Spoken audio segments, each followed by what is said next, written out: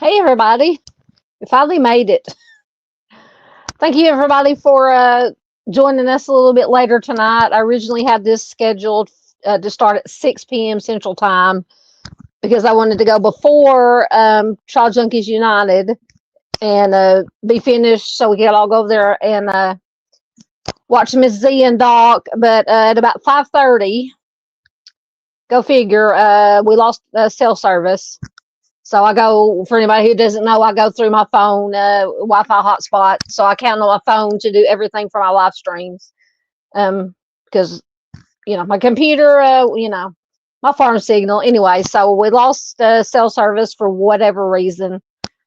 About 5:30. And it didn't come back up till it was after 6 o'clock.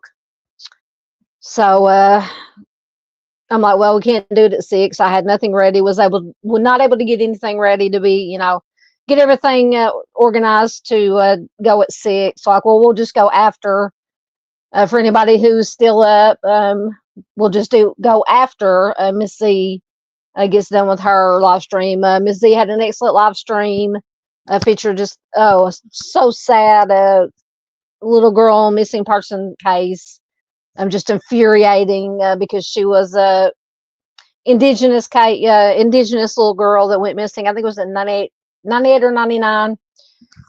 Didn't, of course, we know a lot of the cases like that do not get the national attention or coverage that it deserves. But anyway, so if you weren't there, I was there for most of it. I missed like the very end of it, so I could stop and get ready for my live stream. But anyway, very good live stream. So if you weren't there, please do check it out on replay. Please subscribe. Go over check out Child Junkies United if you haven't already. So tonight, this is kind of a special.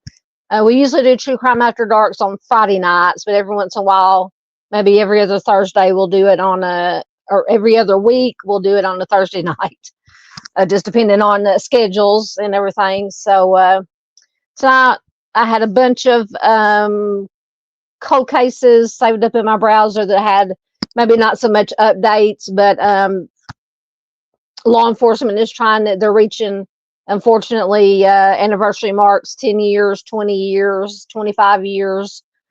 So the law enforcement and the media are trying to bring, attention to them again, get their names and faces back out there. So we're going to go through those tonight, and anything else that you guys wish to talk about. Once again, if you're new here, welcome. We cover missing persons, unsolved cold cases, true crime in the news. No drama here. This is a no drama channel.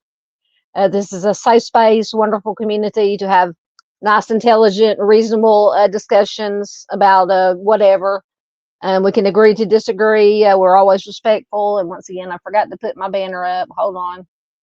There it is. We're always respectful of each other. Like I said, we can agree to disagree. Once again, StreamYard won't come up on my computer, so I'll be having to work off my phone as far as reading comments. So bear with me as usual. I'm just going to turn off StreamYard on my computer because it's not, as usual, not working. I pay $44 freaking a month for StreamYard and can never get it to work on my computer. But anyway, enough of my griping.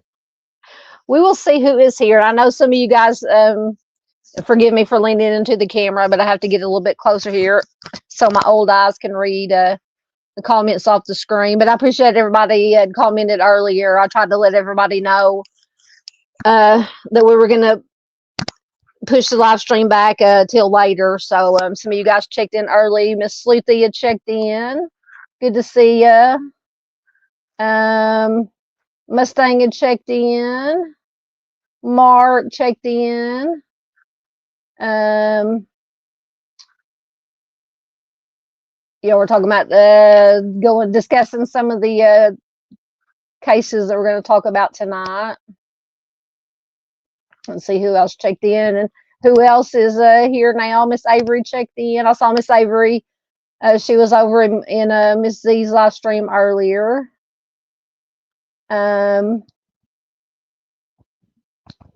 there's where I tried to let you guys know that we were going to be late. Yeah, we're going to be talking about the Molly Bish case tonight. That was one of the ones that I think and that was a homicide, unsolved homicide. She was missing first, and then they found her remains. I think either three months later. But I think it's 25 years. Maybe not that long. 25 years since that happened. So we'll be talking about that tonight. Just want to get everybody welcome. I can't talk as usual. Welcomed in. Mustang said she will be back. Thank you so much, dear.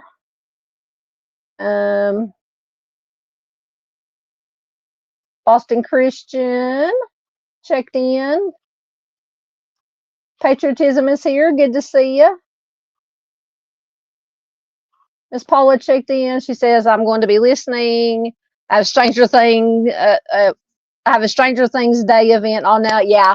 Miss Paula loves Stranger Things, as do I. It's been so long. I watched the first 3 seasons of Stranger Things and then got distracted. So I'm going to have to go and start all over again because I think this season, was season 9, maybe, is going to be the last season. So I'm going to have to go back and start all over again and get caught up. Oh, Miss Paula says she made it back. Stranger Things Day that I thought was 4 hours was only less than 4 hours. Well, I'm glad you made it back, Miss Paula. Mark made it back. Miss Z made it. I was just telling them I was over in your chat for your live stream. Excellent show as always. Please do go watch it. Be Replay Crew if you weren't there live.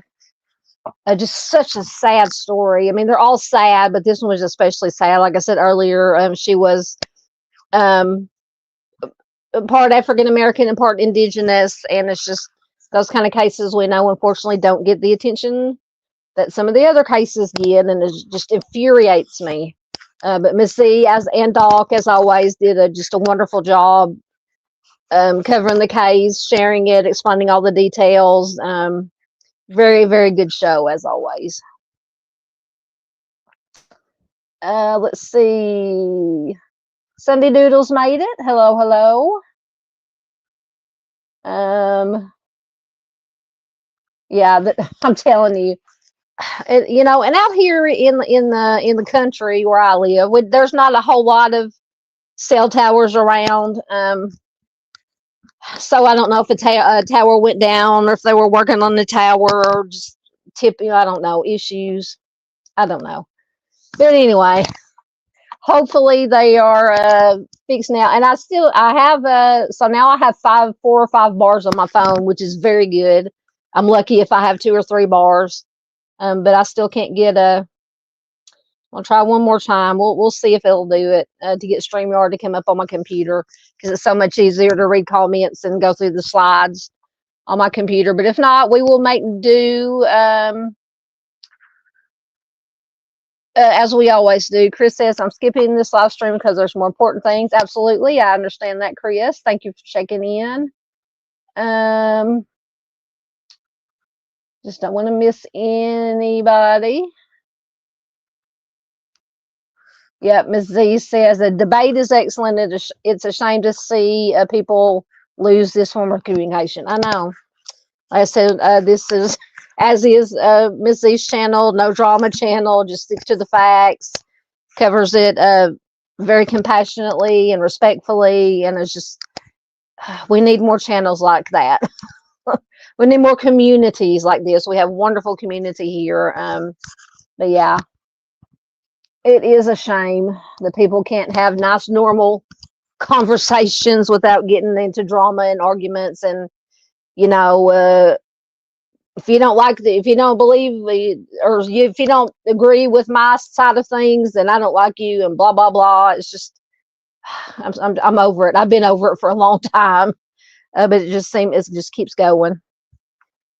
And it's not just in the true crime community. It's everywhere. That's why I try to stay off of social media. Of course, I'm on YouTube for this, and to follow the creators, our friend channels, the ones who do it for the right reasons. And then I have my Southern Gal or profile on Facebook where I share things. So other than that, I try to stay away from social media because it's just a shite show, to put it for lack of a better word.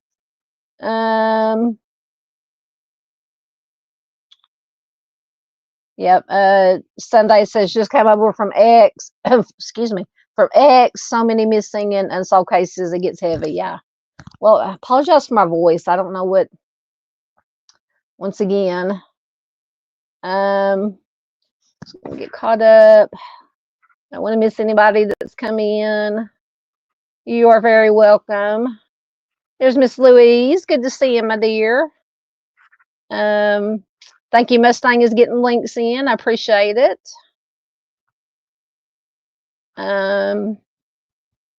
Yeah, Mustang says if anybody has a channel, let me know, and she'll drop your link. Absolutely. All right, I think I'm caught up in comments. Once again, I'm hot. I was chilly earlier, so I once again put on my long sleeve shirt, and I've got my window cracked, and now I'm hot. It is good to see you too, Miss Louise. All right, we were going to get started. All right, there's my slideshow. So first, I've got 2 or 3. Oh gosh, I'm not going to be able to read them. I might have to. A couple, 2 or 3 missing persons cases from Arkansas that I wanted to get out. 2 recent ones. One that a lady's been missing for a while, but they're trying to get her attention back on her case. So I have an article to read about her. But I don't have articles for the first 2. So I'll probably have to go full screen for a minute so I can read it off my phone. Let me get it up there. All right, hold on one second. Bear with me, guys. Bear with me. Okay, so this first one is Bryson Stewart, the Little Rock Police Department.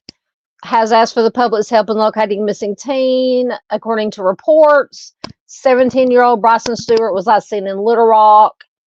And this has been probably about a week, maybe a week that he has been missing. He is described as being 5'9" in height, weighing about 160 pounds. Anyone with information regarding his whereabouts, any information at all, is asked to contact the it's probably the Little Rock Police Department at 501-404-3016.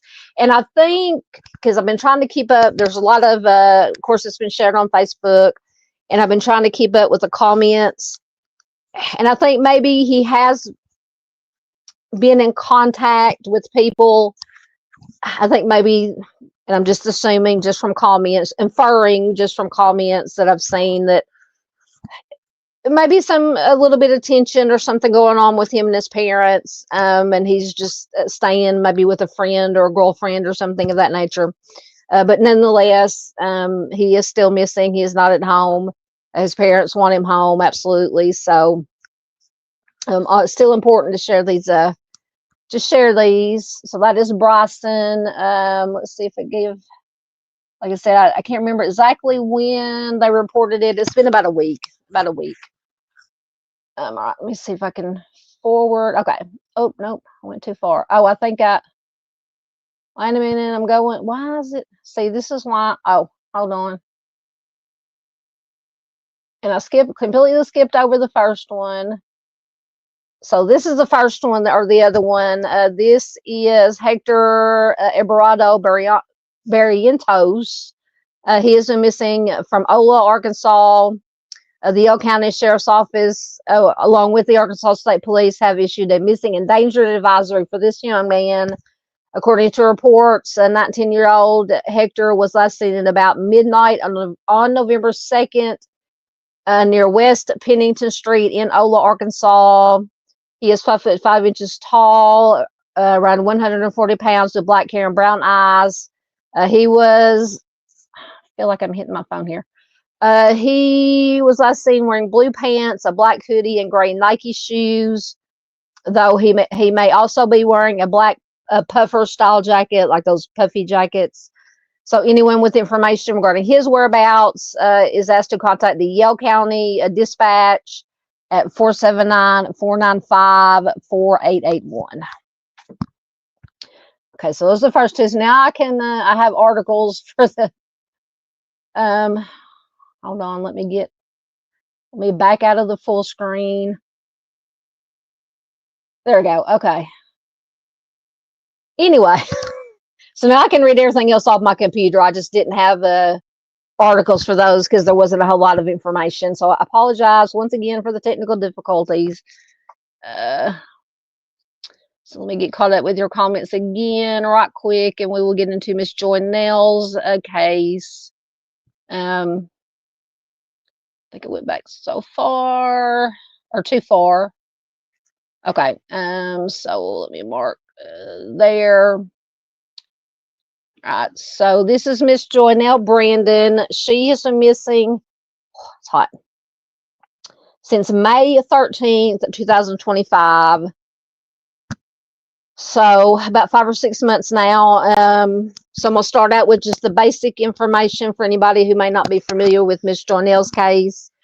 This is from disappearedblog.com. Once again, as always, all the articles that I use or that I read from, that I use during the live streams are linked in the description box. So please feel free to read them at your leisure if you wish, share them out, just to help get this information out. So Miss Joynell is 43 years old, last seen May 13th, 2025 in Pine Bluff, Arkansas. She is still missing. She was last seen getting into a white box truck on Universal Avenue. Now, in the updated article, because one of the local news outlets here did put out a new article with kind of some updated information. But I will read that to you. So around 9 p.m. on May 13th, 2025, Joynell Brandon was dropped off to play cards at a family friend's house. The friend told Joynell's family that she was picked up by a male in a white it was first reported a box truck, kind of like maybe a delivery truck or a repair type truck. And this was on Universal Avenue around 10 p.m. At 1:56 a.m., Joynell texted her family to please unlock the door so she could get in. But when they opened the door, she was not there. She has not been heard from since. She does have an unspecified mental health condition that does require medication, which she does not have with her. Her family says it is very uncharacteristic of her to be out of contact with loved ones. She has brown hair, brown eyes, 5'2" tall, around 220 pounds. She was last seen wearing a black and gold blouse, black leggings, and carrying a rainbow purse. Her nose is pierced. I think you can see that in the flyer there. She has scarring burns down the right side of her neck and her arm. If you have any information regarding Joynell's disappearance, any information at all, you can contact the Pine Bluff Police Department's detective tip line at 870-730-2106. The detective office at 870-730-2090, or the dispatch center at 870-541-5300. So it's just the basic information. And hopefully the articles will load. We all know how that goes. Any of you guys who have been around for any length of time knows how it is when I try to get articles to load. Once again, I don't understand. 4 or 5 bars and still. Anyway, but I will get caught up on some comments right quick while I'm waiting to see if it will load. I hope it will load because I had some really good new information or updated information.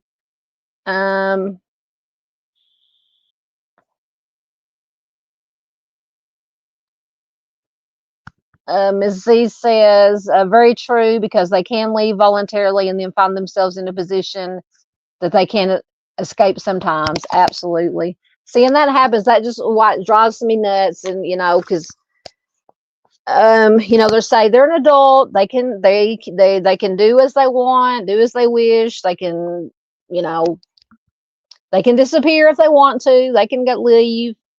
But like Ms. Z just said, even if they do leave voluntarily for whatever reason, something nefarious or something bad could happen after that, or they could have gotten into some kind of accident. So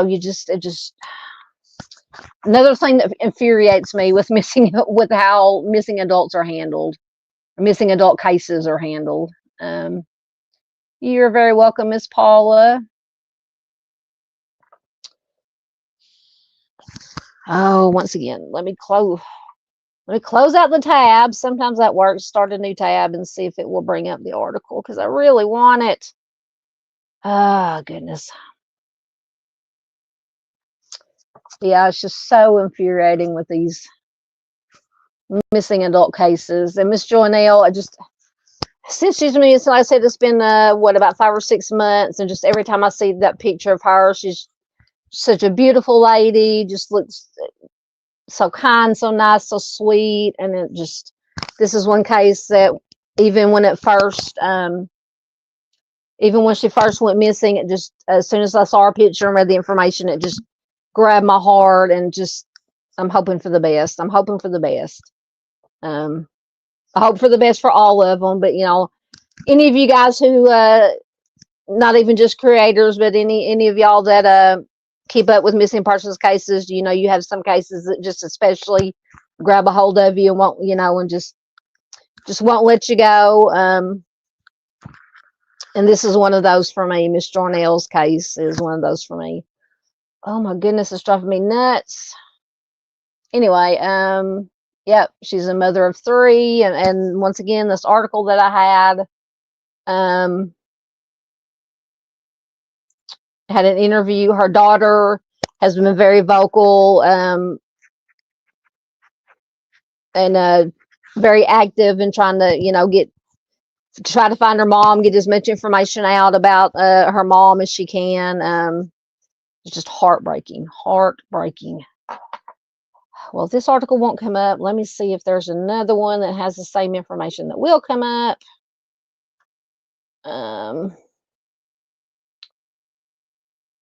Hey, Boston, good to see you. I think I said hi, but I'm not sure. Let me see if this one will come up. Because I think it is a different one. Oh. So how you guys doing? How's your weather been? How's life? Anything going on? Oh my God, it drives me nuts when my articles won't load. The weather here is in between. It's warmed up some. So we went from, of course, having the air conditioner on during the summertime here in Arkansas. And then we had a cold spell, a cold snap. So we turned the heat on. And then I think yesterday we turned the air conditioner back on because it's back up in the mid 70s. But like I said, I was chilly earlier. So I had my long sleeves, and now it's hot.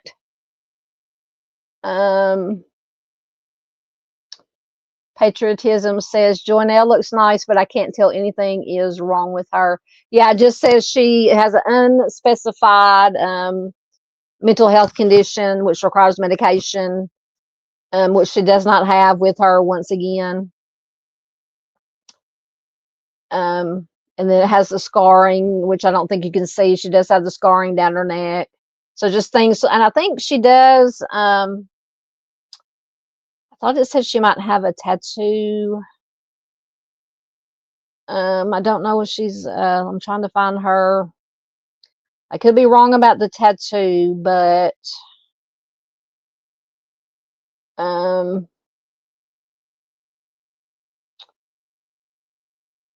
well, now I can't even find her.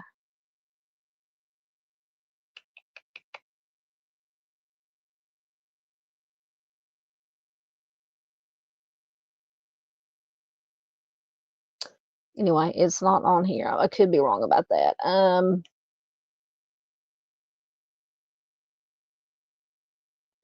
So this may be just, I don't know what kind of live stream this is going to be if none of my articles are going to load. I'm just going to click on articles, and if one happens to come up, we'll be doing good.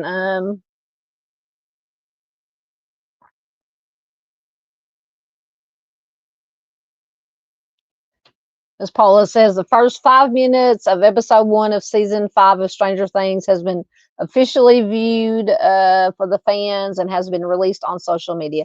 Yeah, and aren't they like the 2-hour series finale? I think it's going to be shown in select movie theaters, if I am not mistaken in what I've read. Yeah, Mustang says Miss Joynell looks younger than 43. Yeah, she does. She does. Oh my gosh. This might be a very short live stream. Oh my goodness. Irritation, can you tell? Anyway, it's trying, or I'm trying. Okay, so Miss Paula's going to be doing a live for the Stranger Things episode. We will definitely watch it. Please do check out Miss Paula. Miss Paula is fantastic. She's a long-time friend and supporter of the channel. She does her morning shorts, very positive, always just a ray of sunshine. She does her movie and TV reviews. We love Miss Paula. Miss Paula is fantastic. So I'm looking forward to that live.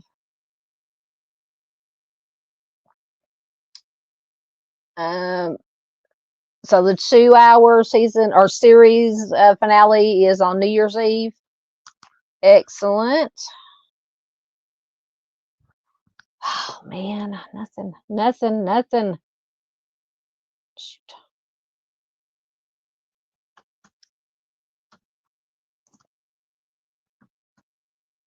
Oh, typing in the wrong bar.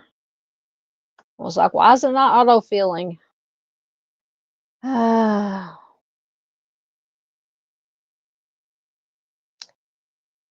I'm just trying in the articles. If not, we'll move on to the next one and come back, circle back. And once again, you guys can probably go in the description and bring the articles up and read them, because they're not loading here. Yes, I heard about that. Miss Louise says, I'm heartbroken. Oh, I got an article to load. I'm heartbroken over the tragic loss of Marshawn Nealand of the Dallas Cowboys. Says he was only 24. I know. I heard about that today. Apparently he's, I think, got into maybe a chase with police, and then sometime after that, I can't remember if they said he crashed his car or what. Anyway, sometime after that, they found him deceased by his own hand. We'll just put it that way. So just a horrible story. And that's about all the information they put out about it as of that I've seen since I checked this afternoon. But yeah, it's just a horrible, horrible situation. Yeah, Miss Paula said she saw that.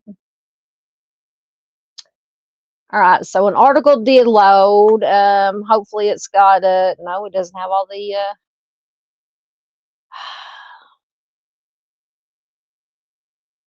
man, I want the interviews with the family members.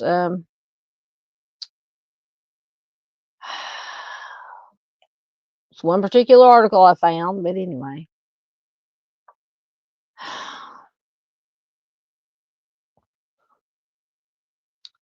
All right, so I'm gonna just let that try to load.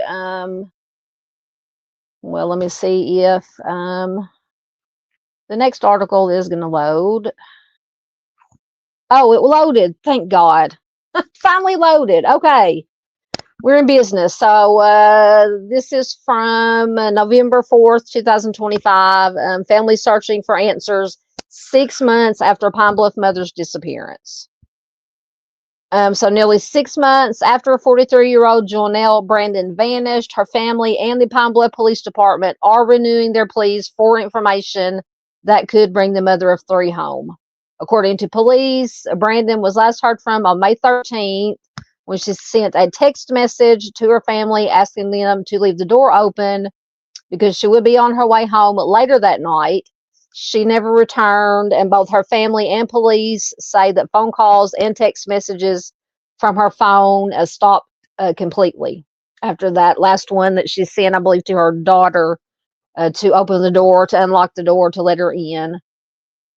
John Worthen, who's the public information specialist for the Pine Bluff PD, says, we really want people to know that this woman, this mother of 3, who is as beloved as you can imagine, is still out there. According to Worthen, Joynell was last seen in the area of University Drive, wearing black leggings, a black and gold blouse, and carrying a rainbow-colored purse. She is described as 5'2" tall, weighing around 220 pounds, with red tinted hair. Worthen said the department pursued several leads early in the investigation, but many, unfortunately, went cold. Joynell's daughter, Markeisha Johnson, remembers the night that she last saw her mother vividly. Markeisha says, on May 13th, I was home with my mother and my brother before she left to go to a friend's house for game night. Excuse me. We dropped her off around 8 p.m. that evening. And then later, around 1:45 a.m., she texted me asking me to open the door, but she never came home. So when Markeisha woke up for work around 4 a.m., her mother's phone was no longer accepting messages or phone calls. So that meant the phone was either dead or turned off or disabled somehow. She said hours went by with still no word from her mother.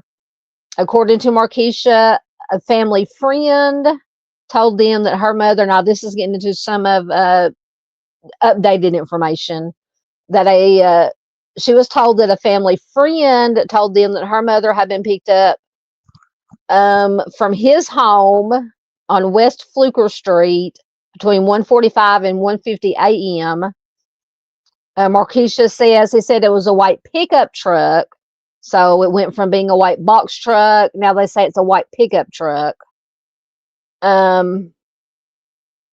Sorry, ads jumped up here. He said it was a white pickup truck that picked up my mother, and that the man that was driving it was one of my mom's friends. So that's a new little bit of information that was not included when this first went out. It was just stated, or information was given, that it was a white box truck that picked her up, and supposedly the witnesses said they didn't know who was driving the truck. So Markeisha said the family later spotted a similar truck in the area when they approached this man that Markeisha believes is responsible for her mother's disappearance. She said he gave conflicting statements. And once again, this is updated new information. First, he said that he didn't even know Joynell. Then he said that he hadn't spoken to her in weeks. And then he later claimed that he dropped her off around the corner from her home. So he's had at least 3 different stories, allegedly, apparently, according to Joynell's daughter. So the man that Markeisha believes is responsible for Joynell's disappearance is currently being held in custody in the Jefferson County Jail on unrelated charges. So that's another bit of new information that we had not known, or that had not been released. Markeisha says he is not being held on anything related to my mother, but I believe that there's clear evidence that, I'm assuming that means that, there's clear evidence in her opinion that he is responsible, or at the very least knows something about what happened to her mother. And she says that I don't understand why more has not been done.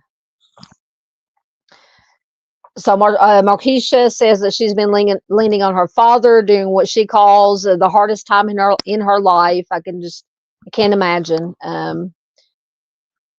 Markeisha says, I will never lose faith that my mother is alive and well and will come home. There are times I feel her presence telling me to keep my head up and to stay strong. So Joynell, who's affectionately known as Cookie, is described by her daughter as a warm, energetic woman. She loved to dance. She loved to help others. Markeisha says she was the life of the party, always caring and always ready to lend a hand. She would never just leave her children behind. So in the month since her disappearance, Markeisha said the time has taken an emotional toll on her. Absolutely. She said she has taken a leave of absence from work. She has begun therapy to cope with the pain and the grief and everything else that goes with having a missing loved one. She says it's been mentally draining, but I will keep fighting to keep her name alive until we get justice for my mom. So as Markeisha and the rest of the family continue to search for answers, they, along with the Pine Bluff Police, are asking anyone with information to come forward. Absolutely. What do we say here? If you know something, say something. If you saw something, say something. If you know something, if you heard something, anything, please come forward. Markeisha says she is out there somewhere, and we will not stop looking until we bring her home. So thank God. I'm glad that article finally loaded, because it had a lot, like I said, until this article came out in November, early November. It contained lots and lots of this new information about the pickup truck. It was a white pickup truck. Allegedly, the person driving it was somebody who knew Joynell. That information was not available or given out when the story first came out. Apparently, at least her family, Joynell's family, thinks that this friend that picked her up has something to do with her disappearance. So just lots of new information. So anyway, as always, I will absolutely keep following this story, and if anything else develops, I will let you guys know. We will talk about it again. But until then, please, and I will put a flyer. I'll post it on my Facebook page and put it on my community tab. Please share it.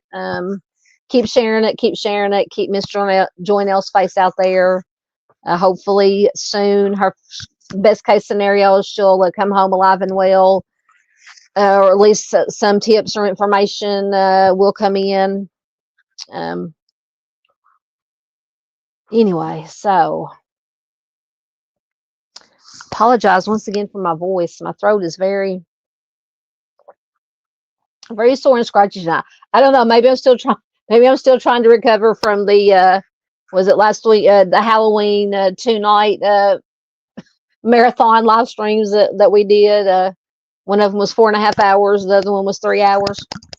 But anyway, so let me get caught up in your comments, and we will move on to the next one. I just don't want to get too far behind.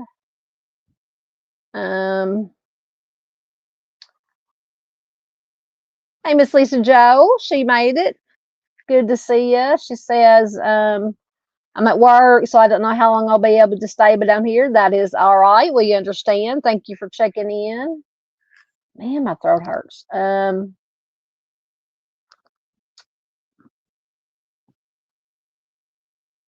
Absolutely. Mark says, well, if the guy is being charged with a violent crime, at least we'll know he has the potential. Yeah, I don't think it said what exactly. Let me go back.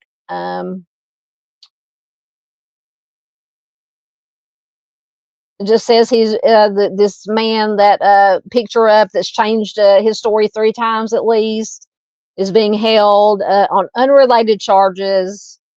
Nothing related to Joynell, but it doesn't say what kind of charges. But at least, and it could be. I mean, now it could be charges.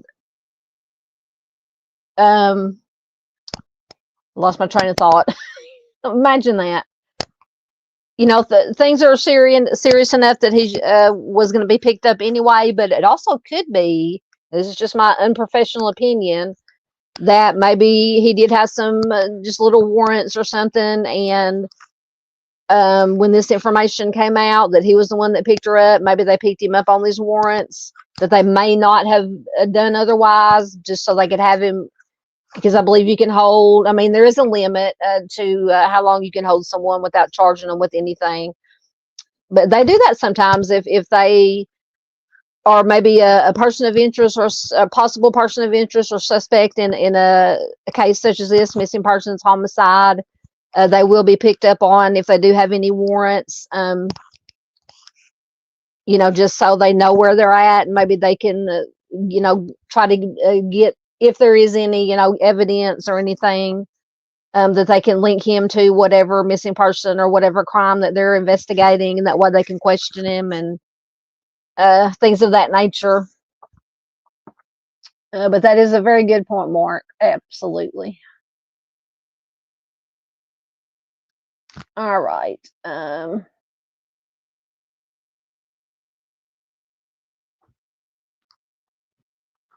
Ms. Paul says, do they have any persons of interest? Just this one gentleman, apparently, and his name has not been released publicly for obvious reasons. Once again, he's being held on charges unrelated to Joynell's case.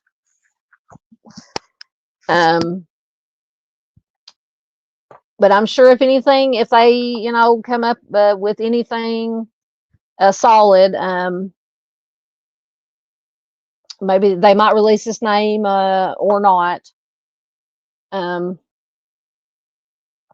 like I said, I will absolutely keep up with this case, as I have been since it has, for 6 months now. And if there's any new information, I will bring it to you guys. All right, let me see what we have next. All right, so next, so there has been developments in the Michael Monkey Vaughn case from Idaho. Now I have not covered. I don't think I've talked about it. But this is another one that kind of took off. The drama channels kind of took off with it. So I only watched a couple of creators that cover it, that I trust, that don't don't sensationalize it. But and this is from 2021.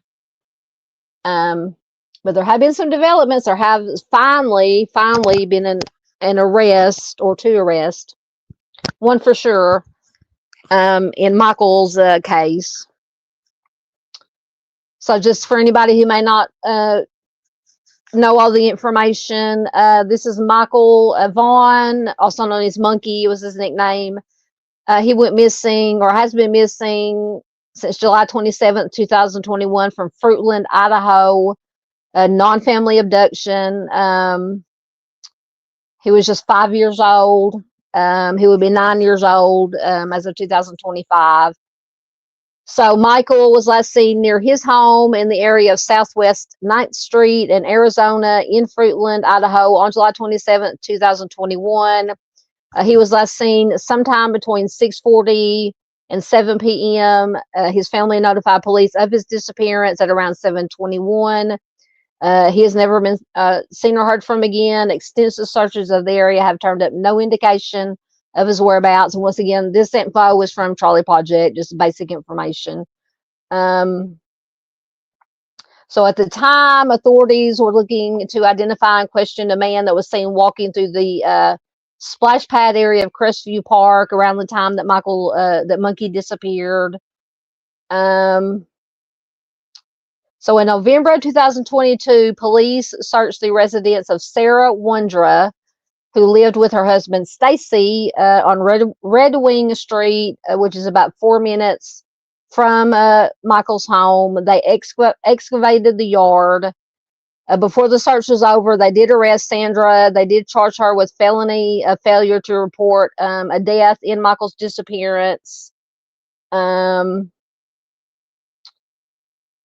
So this is not the newest information. This is just what happened just not too long after. So at her initial court hearing, Sarah was found unfit to stand trial. She was committed to the Idaho Department of Health and Welfare for mental health treatment. The charges against her were dropped in April 2023.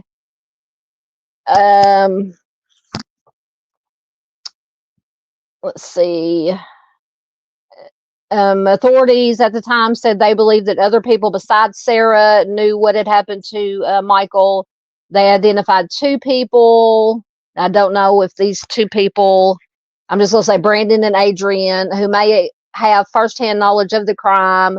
Both of them had been living with the Wondras at the time that Michael disappeared.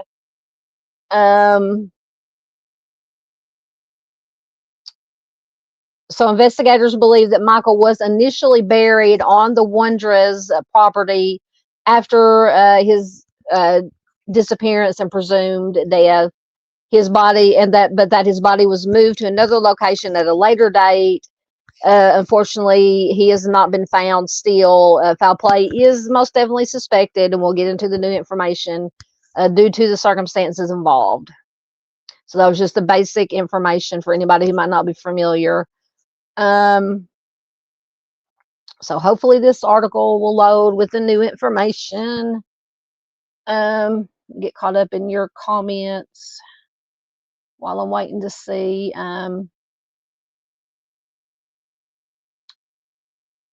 Yes, patriotism says this is a sad case. Absolutely.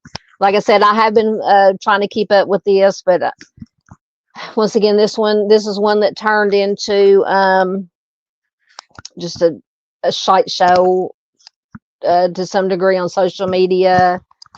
And it's just, I'm very picky about who I watched regarding updates and anything to do with this case. I know Mind of Monsters mom covered it a lot, so I watched whenever she did anything on it. I watched her. Come on, I may have to close the tab out and start again. Come on. If I push the right buttons, that might help. As usual.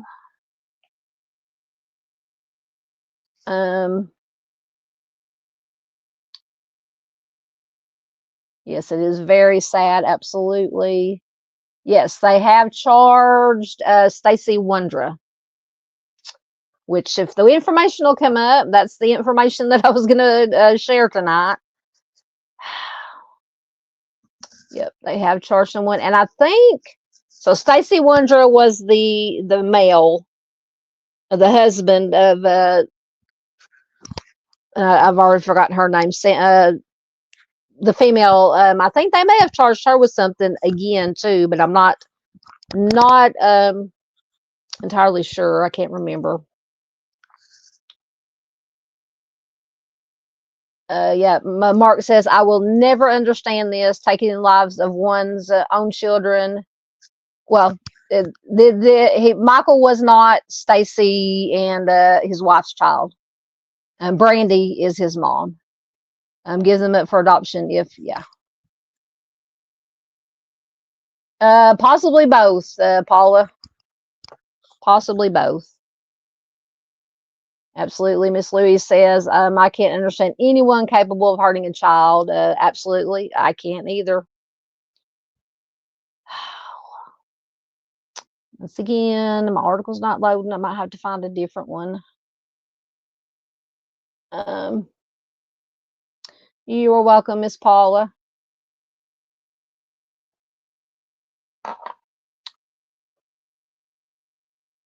Let me try and see if something else will load.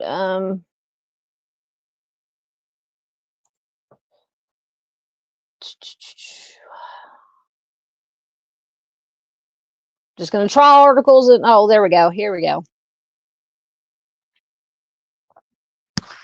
An article loaded. All right. So this is, sorry, I'm knocking this over from MSN.com from 6 days ago. What we know was suspects charged 4 years after the disappearance of Michael Vaughn.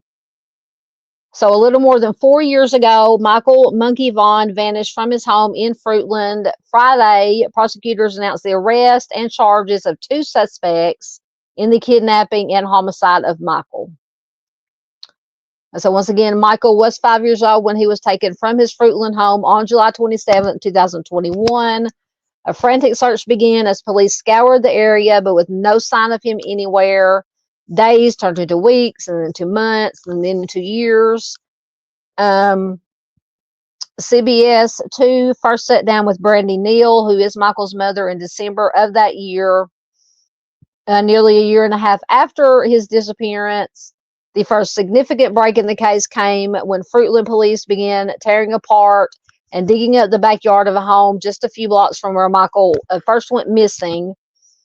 Police were digging for remains after receiving a tip that he had been buried there. The home belonged to Stacy and Sarah Wondra. We would later learn through leaked police footage that Stacy was directing police via video call to where he claimed Sarah. So the husband was directing the police to where he claimed his wife Sarah had buried the body of Michael. The police did not find Michael's remains, though Fruitland Police Chief J.D. Huff said that he believed that Michael's remains were likely there at one point, but later moved. A statement from Paulk County Prosecutor Michael Duke to IdahoNews.com says that, quote, our foremost hope has always been to recover Michael, but delays now risk further harm to his loved ones. We believe we know the individuals involved and are committed to pursuing justice with or without Michael's recovery. So Stacy and Sarah were named as suspects more than 2 years ago by the Fruitland police, and a probable cause affidavit was forwarded to the Paulk County Prosecutor's Office. Repeated questions and inquiries from IdahoNews.com about why there had been no movement and what was taking so long largely went unanswered. Sarah Wondra was arrested and charged with crimes unrelated to the disappearance of Michael. She has been serving a 3-year fixed sentence for aggravated assault, among other charges. Stacy has been incarcerated in Arizona, also on unrelated charges, though he was set to be released from jail this week. Stacy will be extradited to Idaho to face charges related to the kidnapping and homicide of Michael Vaughn. So finally we have an arrest and charge. So just and I've watched a lot of interviews with Brandy, Michael's mom, and just because she did appear on a lot of news interviews and like a YouTube creator, social media, and it's just a break. Every time I watched her, it just broke my heart. So I'm so glad for her, for the family, for little Michael, that finally something is happening and moving forward in this case after so many years. So hopefully, once again, I'll stay on top of this one, and whenever any more information is released, we will talk about it, obviously. Let's see.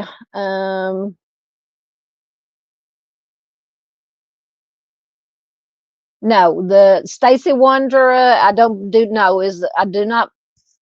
is not the father. They were like neighbors. I think maybe, I don't even know if they were friends.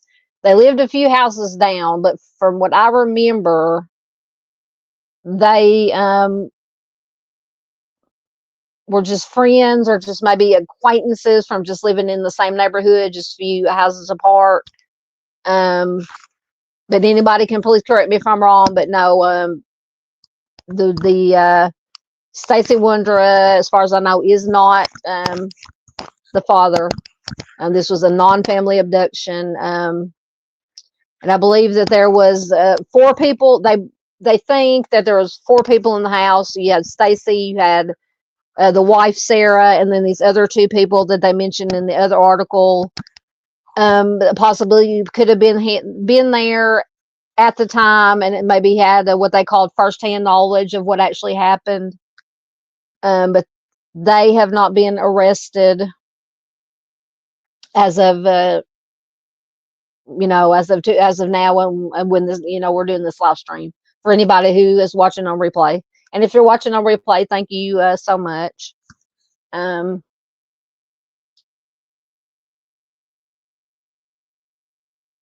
Yes, absolutely. Prayers to his family. Absolutely. All right. So let me see what we had next. All right. So next, we have was going to talk about Rebecca Henderson Paulk.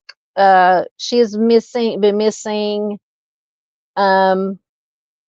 since September 2015 from Meridian, Mississippi. She is still missing, unfortunately.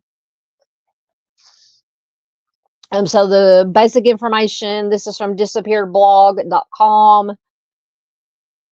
She was 26 years old when she went missing on September, or was last seen on September 8th, 2015, in Meridian. She disappeared after leaving her parents' home in Demopolis, saying that she would be right back. Unfortunately, she never returned home, has not been seen again. She was born to parents Wes and Janet Henderson in 2012. She married her husband Cody Milton Chad Paulk of Forkland. Rebecca graduated from Demopolis High School in Linden, Alabama in 2007. She attended college to study nursing while working at the New Orleans Bar and Grill in Demopolis. In April of 2015, she began working as a service master contractor for the Rock 10 Mill Company in Demopolis.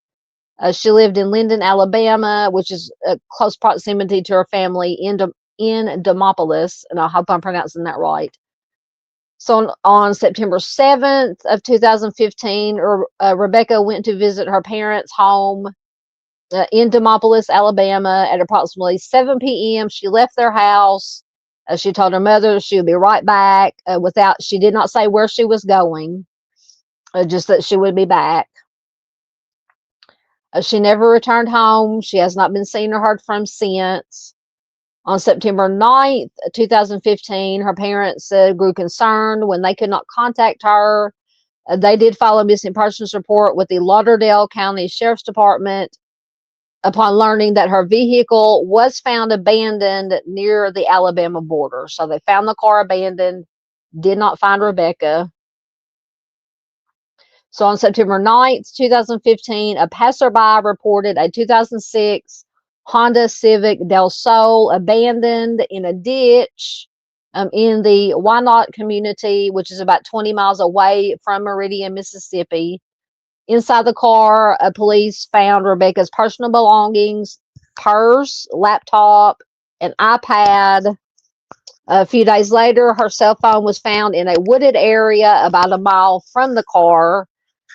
So I wonder if, so I'm just spitballing, throwing things out that could have happened. So they said they found the car in the ditch. Did she have an accident? And also, instead of just calling somebody and saying, hey, because sometimes if you're especially out in a very rural area, cell service is spotty. So she just grabbed her phone maybe and just took off walking. But why, maybe dropped her phone. To me, I don't know about that. To me, it seems a little red flaggy that the phone is just my opinion. Was found about a mile away from the car in a wooded area, and that doesn't mean that Rebecca wasn't the one that was, went out in this wooded area for one reason or another and just had some kind of accident, and they just haven't found her remains. I don't know how dense of an area this area is, what kind of terrain it is. So a search of the area by deputies and canines yielded no additional clues as to Rebecca's whereabouts. Her mother stated that she does not know how or why Rebecca even ended up in Wynot, as she had never even heard of the place. On September 8th of 2015, surveillance footage from two businesses in Meridian, Mississippi, showed a woman resembling Rebecca with 57-year-old John Bentley Poiso Jr. So on September 24th, 2015, this John Poiso Jr. was arrested on misdemeanor charges of trespassing and disturbance of family.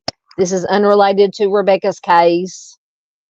On September 26th of 2015, authorities executed a search warrant on his property, which is off of Old Wire Road in Meridian, but found no evidence linking him to Rebecca's disappearance. John, this Poiso, has not been charged with anything regarding Rebecca's disappearance.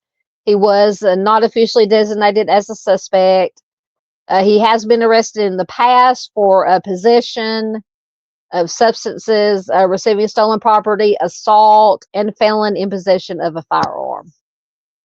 So it goes back to what Mark said earlier about he has been arrested for some for assault at the very least. I mean, not the very least, the most. So that does tell me, at least in my opinion, that he does have some violent tendencies. Possession of substances. We all know what substances can do to you.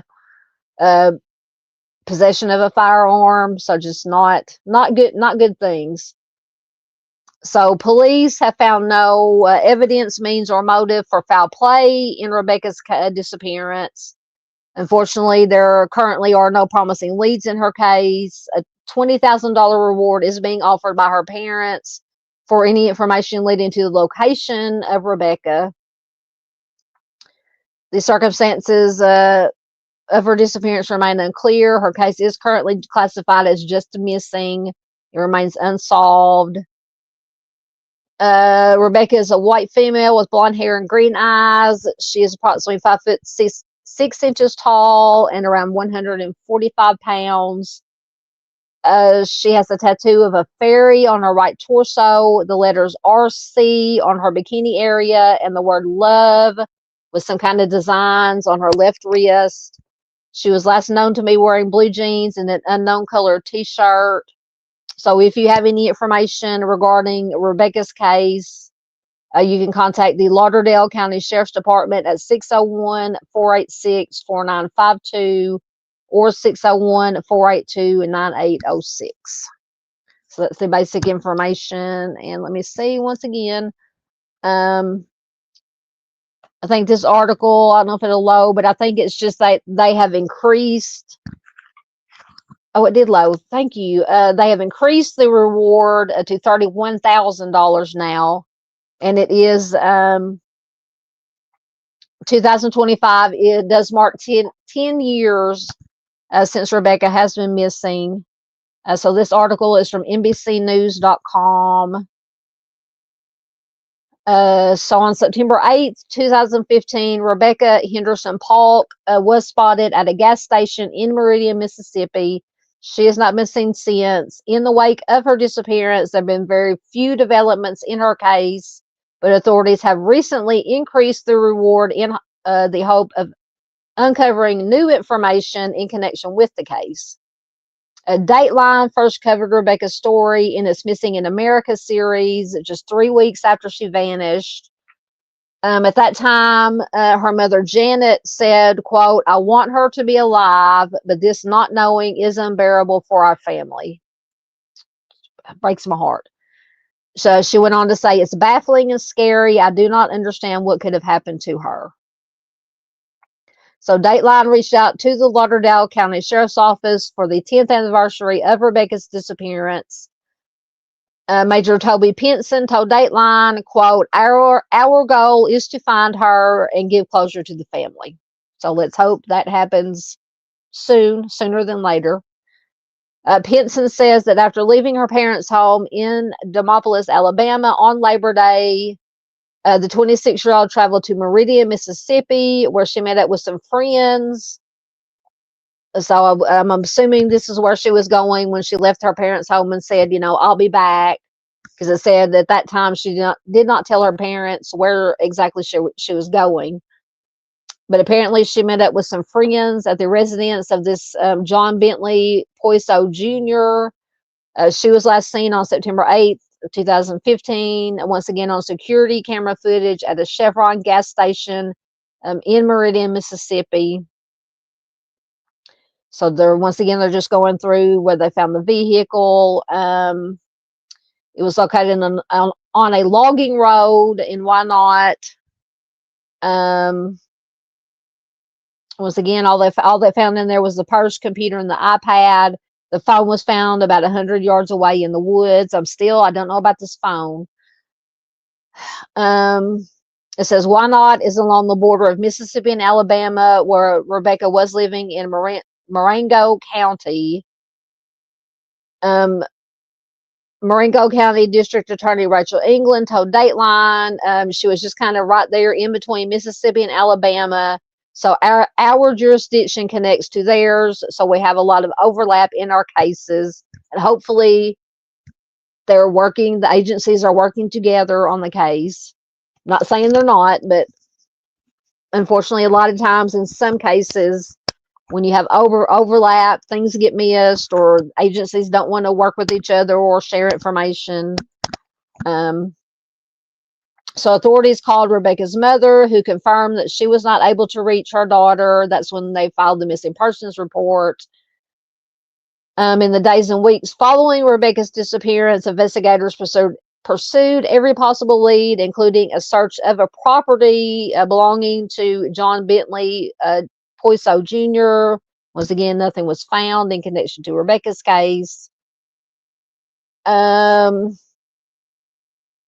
So according to the district attorney's office, this Poiso Jr., who was convicted of unrelated substance charges, passed away in prison on August 31st of 2025. So if he had anything to do with her disappearance, he's not going to be talking. He took any kind of information he may have had, he took it to the grave with him.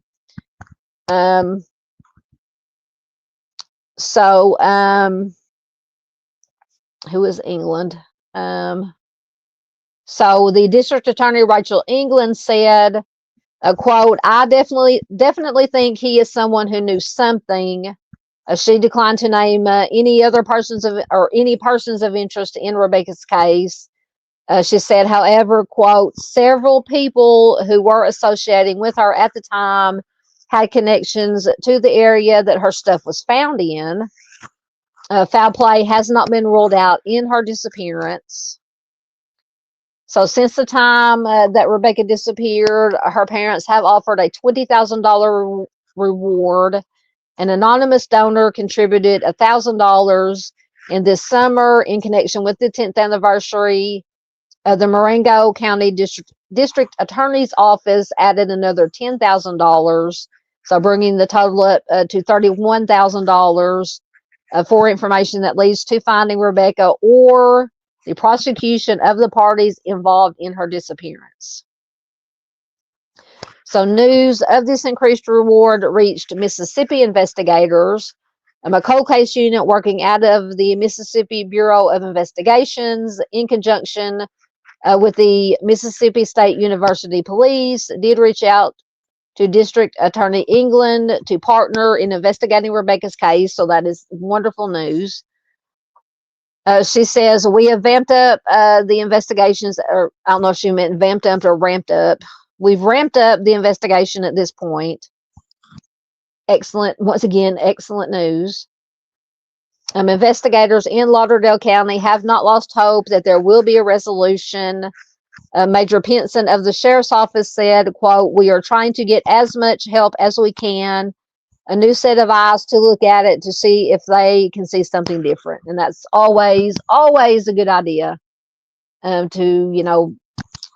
The longer a case goes, the colder it gets, the older it goes. It's always good to have fresh eyes because, and it's by no fault of the investigators who have been investigating it, but sometimes if you look at something, concentrate on something so long, you just can't kind of get tunnel vision and you may overlook things or just, and it's just always good to have, like they say, fresh eyes to look at it.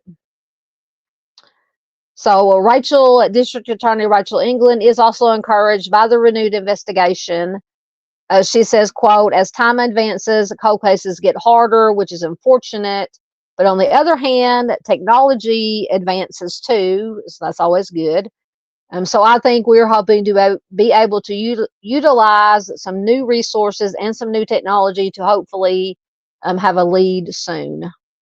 So once again, Rebecca is described as 5'6" tall, 145 pounds, with blonde hair and green eyes.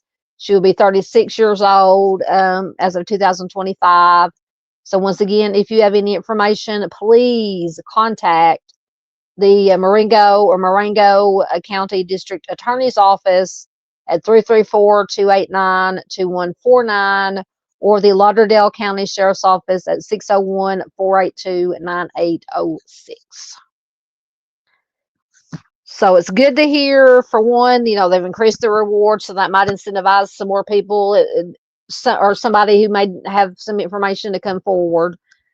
But it also makes me happy that they brought in this cold case unit from Mississippi Bureau of Investigations and the Mississippi State University Police. They're now working together. Everybody's working together to bring fresh eyes. So hopefully something will pop. Some new information will come in. Some of these fresh eyes will see something and say, So, a light bulb will go off. And hopefully, best case scenario, Rebecca can be brought home alive, will come home alive and well.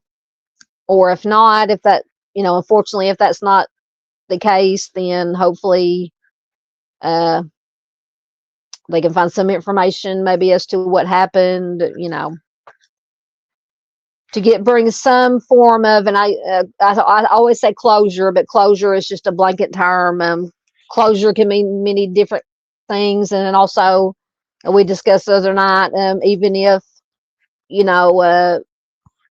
it's not a criminal thing, it was an accident and the remains are found, is that closure? Do families have closure? If it was a crime and the offender is brought to justice, is that closure?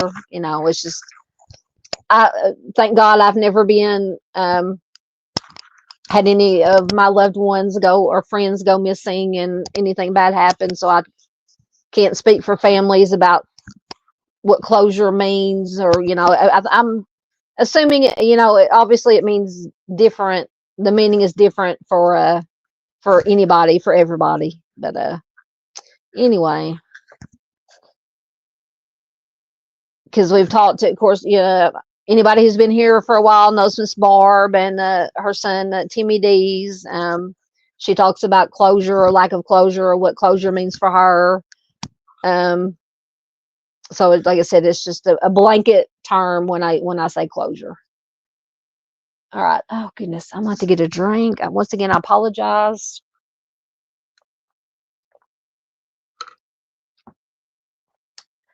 Get the next article going before I check comments.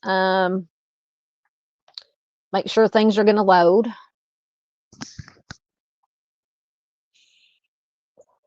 Yes, I'm not even gonna say it because I'll jinx it.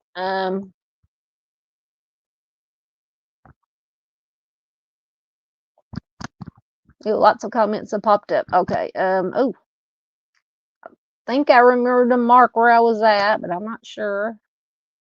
Lots of comments. Lots of comments. Okay, I remember that. So maybe. Oh yeah, I went too far.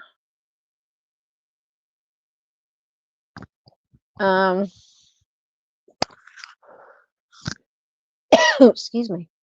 As Paula says, is that a town or a city? What do you talk about? Which are you talking about? Are you talking about in Rebecca's case? You just let me know, Miss Paula.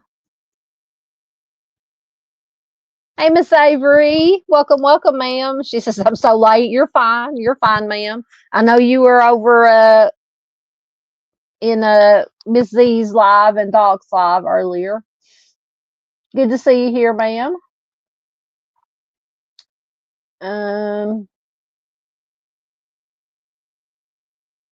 This is true. Mark says someone could have pulled alongside Rebecca, told her that she had something wrong with her car. Absolutely possible.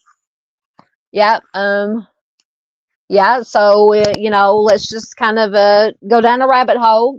Speculate just a little bit. We don't go crazy with speculation, but we do try to think things through here. Could have been, yeah, maybe the car broke down, or it said, I don't know. I'm still unsure because one article said that the car was found in the ditch. The other article said it was found on the logging road. So I don't know if it was in the ditch. Possible she could have ran in the ditch, or something happened to the car. Somebody could have pulled up alongside her, said, hey, I'll give you a ride to wherever you need to go. But now I don't know why she wouldn't have taken her purse too. She did grab her phone, apparently. Whatever happened, she had her phone. Could have been when she got out of the car, or maybe she was pulled out of the car.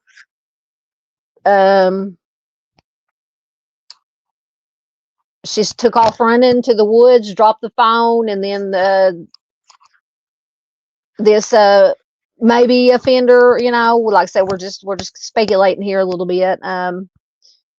Chased her through the woods, dragged her, put her in a car and took off with her, and then God knows what happened. Entirely possible. Once again, we're not stating this as fact. We're just kind of speculating a little bit of possible scenarios that could have happened. As always, I encourage anybody who's watching or who looks into cases to read up on all the information you can on any case that you're looking at and form your own opinions. There's Junior. Hello, my friend. Good to see you. You're up late. It's 10:31 p.m. Central Time, but it's good to see Junior. Welcome, sir.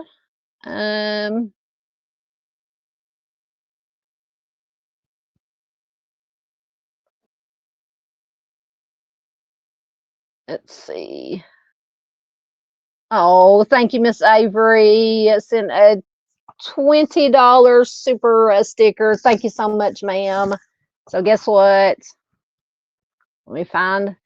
I have to call the moo cow. Where's she at? There she is.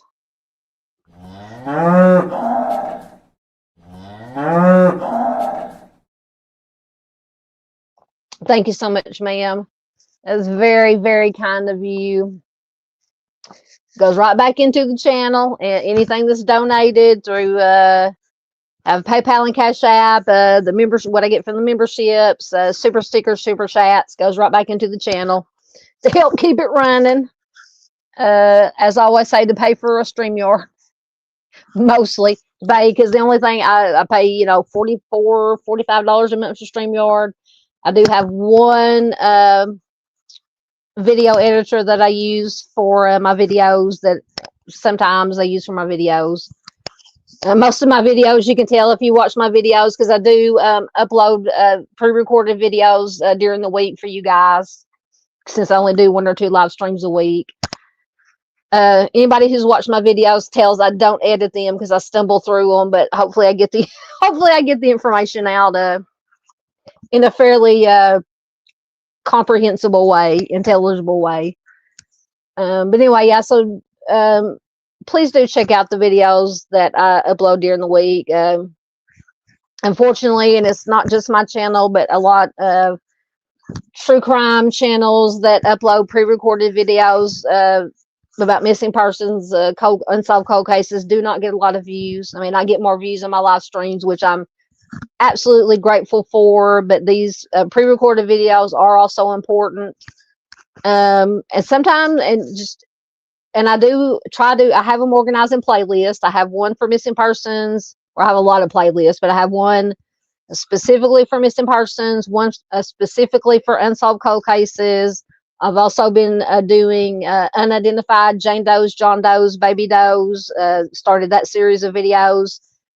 And sometimes I will just pick a creator and just go to a playlist, because if you go to a playlist, you can just begin at the first video or whatever, and it'll roll over to the next video, so you can get the views and the watch hours. That does help the algorithm, and pushes the videos out so more people can see them and be made aware of this of these important cases. So you can always do that, just to help get more views to any, not just mine, but any creator that you watch.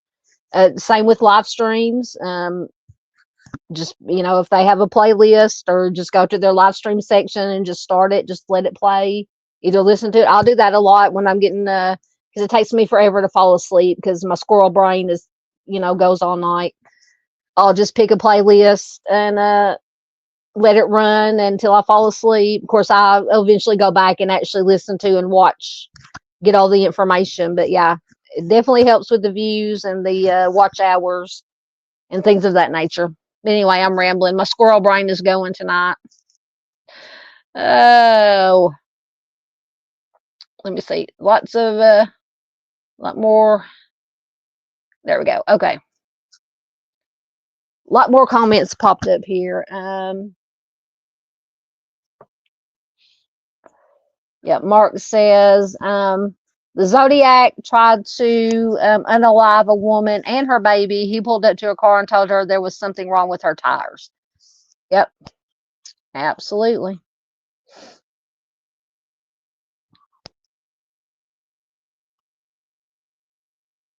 Thank you once again, Miss Avery. Absolutely. Yep, Avery says Demopolis is Alabama. I hope we're pronouncing that right. I don't know how else it would be pronounced, because I was thinking like Metropolis, how that's pronounced. Demopolis. Once again, as always, I apologize for any name or city or anything that I pronounce wrong. I do it quite frequently.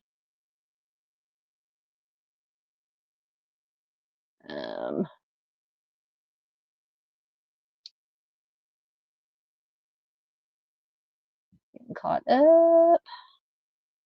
Everybody's saying hi to everybody. Yes, Meridian, if that's what Miss Paula was asking about. Yes, Meridian is a city in Mississippi.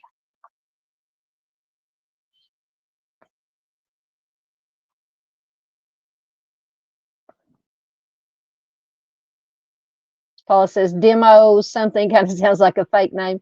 No, it's yeah, Demopolis is. I'd never heard of it until I started looking into this case. But yeah, Demopolis is a town, city in Alabama.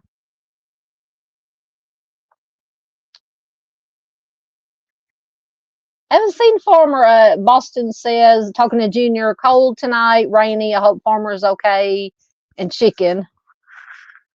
I like Farmer. Here's Miss Brady from Stolen Spirits MMIWG. Hello, ma'am. Good to see you. Please do check out Stolen Spirits MMIWG on Facebook, on YouTube.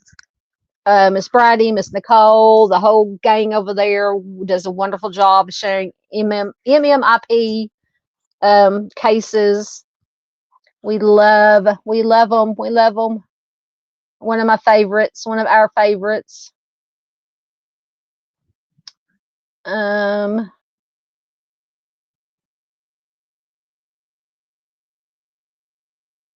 so Boston says the lady missing, Nancy Lyons, 6/17/2002, found in a cornfield, but her car was found, door open, trunk open, purse and prescription groceries found in the running car at the side of a county road near, sorry, I'm having to read this, Rushville, Carthage, Indiana.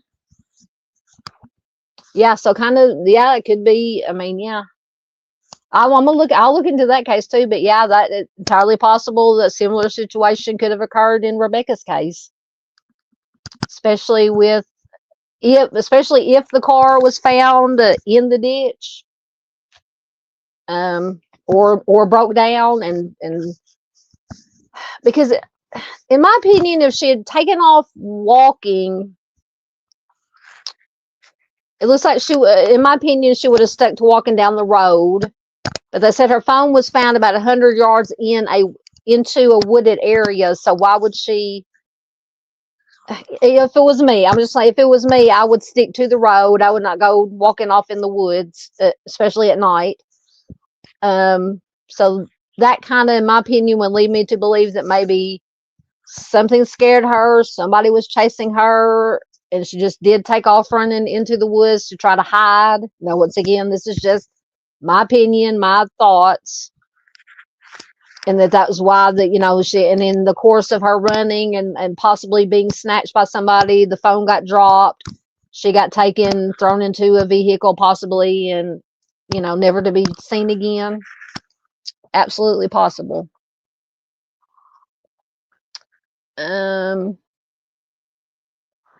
Absolutely. Boston says, try not to get out of your car for any reason, call police for assistance. Yes.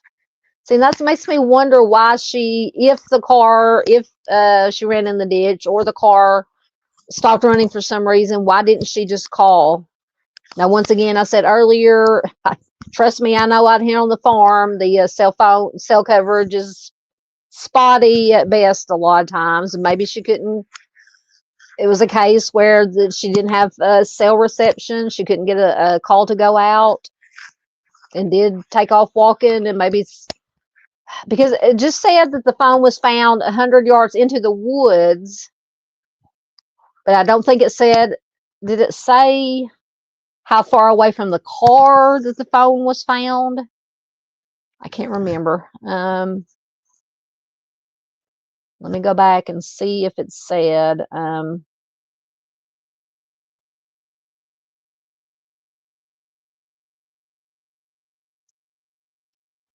Okay, so according to disappearedblog.com information, it says the cell phone was found in a wooded area about a mile from the car. So did she run a mile from, or was it, I don't know, 100 yards? I was going to say it could have been thrown from the car by either her or a possible offender. But that you would take, that's 100 yards. They said it was found 100 yards into the woods. That's a football field length. So I don't think you could really throw a cell phone that far. That's very strange. The phone gets me. I don't know. I haven't figured out the phone thing. But that would lead, once again, being that far into the woods, that would lead me to believe that either she was running and dropped it, or a possible offender took it out there, you know, walked into the woods and left it there, or maybe chased her into the woods and the phone was dropped in the course of a struggle and then she was taken. I don't know. I'd love to hear what you guys think, your thoughts in chat, and then replay or comments if you're watching replay. Yeah, the phone thing, it gets me because the purse and the laptop and the iPad were left in the car. So, Junior says it's 44 degrees where Farmer is. It's going to get much worse. Oh my goodness.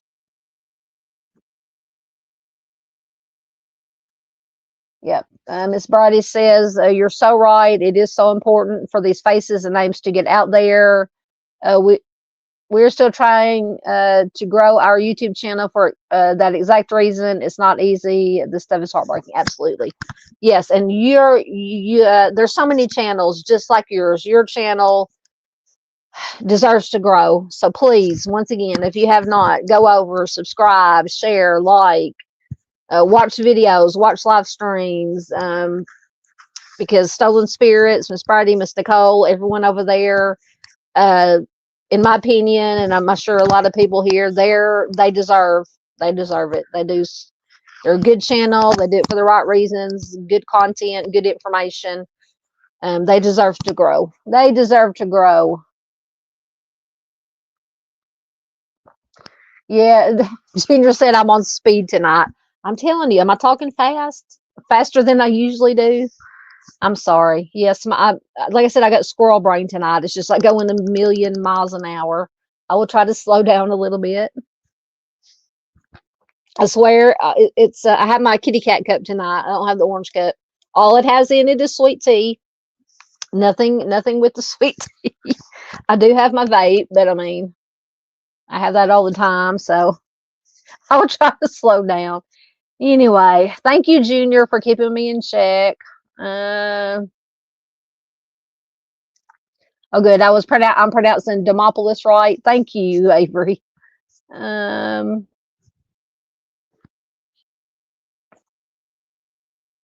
Okay, so going back to, I think I have heard of Nancy Lyons, that case. I'm gonna look at it again. But Boston Christian brought up Nancy Lyons' case. Mark asked, did the police figure out how she passed away? Yeah, I think I've at least looked at it, read articles, maybe done a little bit of research on that case. Oh, yes, we love you too. Yeah, Junior wants to know if they found Nancy. I can't remember.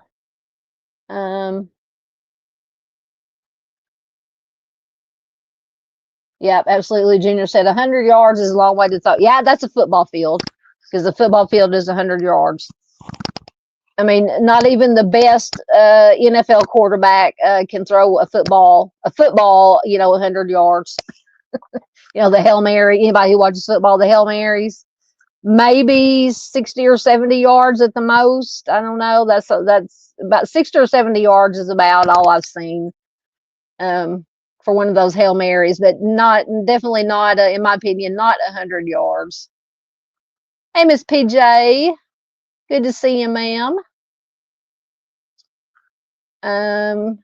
Thank you very much. Avery says she subbed to Stolen Spirits. Thank you.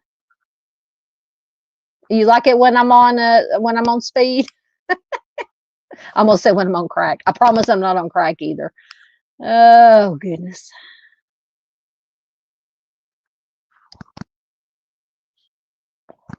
Let's see. Just want to get caught up. I think I'm caught up. Oh,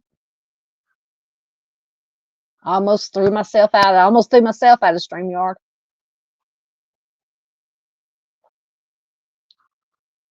Okay. So let me get the article, see who we had next. Right, so next I want to talk a little bit about Wilma June Nissen. And I think I don't know if Miss Lisa Joe, if this is one of her cases, or not one of her cases, one of her cases that's close to her. I know somebody in here, Wilma's cases, and I've been wanting to do either a live stream or a video or talk about it in a live stream for a long time. But I just haven't got around. Sorry, I just removed myself. I pushed the wrong button. Goodness gracious. Squirrel. Okay. Anyway. So, basic information on Wilma's case. This is from seasonofjustice.org. So Wilma was 23 years old. No, so this is a homicide. This is a homicide case. So a missing homicide case. So it's from October 4th, 1978. And this is from Rock Rapids, Iowa. So Chrissy, who is Wilma's daughter, was only a year old when her biological mother, Wilma Nissen, went missing in 1978. It would take nearly 30 years for Chrissy to learn what really happened to her mother, and another 17 years after that, or another 17 years later. It's longer now because this may be an older article. Chrissy is still searching for answers, obviously. So Wilma did not have an easy childhood. Severely neglected. She entered the foster care system in 1964 at age 10, when most children her age would have been in elementary school. So Wilma spent her days locked in a closet.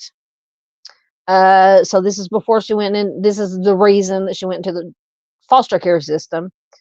So she spent her days locked in the closet. She was placed in several foster homes for the next 8 years. Wilma's time in foster care was reportedly more pleasant than her early childhood, but by the time she was in her 20s, Wilma had trouble supporting herself. She turned to sex work as a means to get by, and by the time that she turned 23, she was a mother to 3 babies, and Chrissy was the only girl. So she had Chrissy and 2 sons. So Chrissy was adopted as a baby. She was actually raised by Wilma's former foster parents, but she never stopped thinking about her mother. And in 2006, Chrissy was shocked to learn that Wilma had not just abandoned her, like she believed, that she'd been told for like 28 years. Wilma had been Jane Doe in Rock Rapids, Iowa since 1978, when Chrissy was just a year old. So Wilma's body was found by a utility worker laying cable along Highway 182 in Lyon County.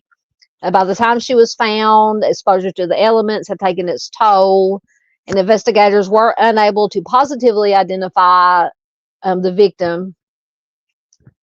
Aside from a rope and clothing, there was no additional evidence at the scene. It had appeared that the rope had been used to pull Jane Doe to the spot that she was eventually found. Just horrifying. She would remain Jane Doe until 2006, when a forensic technician matched her fingerprints to a print card taken from Wilma's previous arrest for prostitution in Los Angeles. Shortly after Wilma was identified, Chrissy discovered the truth about her biological mother, thanks to the help of a friend's mom. So Detective Jerry Berkey worked the case for over 10 years before retiring. And while some leads were developed, nothing has provided the answers the investigators are looking for. It is believed that Wilma was working for an escort service in Sioux Falls, South Dakota at the time of her disappearance, but traveled around the area. In 2016, detectives announced that they had identified a person of interest, a dancer only known by the name of Sugar. And I believe on the slide, on the left-hand side, obviously the left picture on the left is Wilma, and then the picture on the right is this possible person of interest, a dancer only known by the name of Sugar. So Sugar's photo was shared by multiple news outlets in hopes that someone with more information would come forward. Additionally, Lyon County Sheriff's Department hired a private lab to conduct DNA testing on the few items found at the scene. They were unable to find and amplify a very small amount of DNA, or they were able to find and amplify a very small amount of DNA. Unfortunately, it was a mixture of multiple contributors, and it was unhelpful to the investigation at the time. Detective Berkey, who is now retired, believes that there are several people out there who do know what happened to Wilma, just have not come forward, unfortunately. So anyone with information about Wilma's homicide, or this dancer known as Sugar or possibly Peaches, is urged to contact the Lyon County Sheriff's Office at 712-472-8300. All right, so that is the basic information. I think there was a newer news article that has come out. Oh, my back hurts. I got to sit up straight. I'm slouching.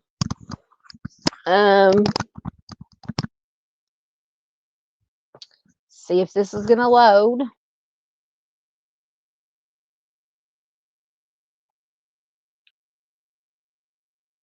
Good.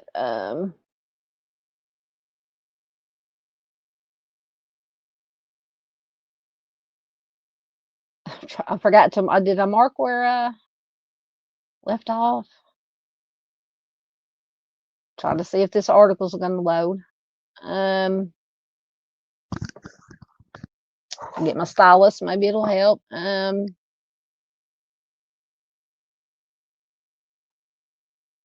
Boston says, I don't think that they are saying the cause of death for Nancy Lyon from Carthage, Indiana, but her family is begging for info.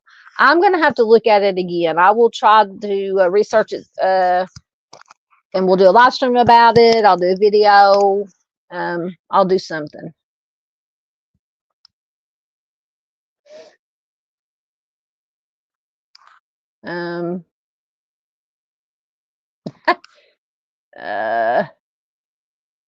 Brady says, I've seen so many dang squirrels today, I just couldn't get it together. Telling you, all the squirrels are in my head right now. All the squirrels are in my head. They won't get out. Junior says, well, oh, did you change your name, PJ? Oh, oh goodness, PJ. Like, I didn't change my name. Squirrel. Maybe I should change my name to Squirrel. Okay, Boston says, I lost internet for a moment. Yes, they found her. Very hot out. Found her in a cornfield, I think is correct, over near or in Columbus, Indiana. A man dressed as a sheriff deputy tried to take me out of my what? Tried to take you out of your car? What? Oh my goodness. Yeah, Wilma is the one on the left hand side of the picture. And then the right hand is Sugar, the dancer, only known by Sugar, that they think it or is a person of interest in Wilma's disappearance and death.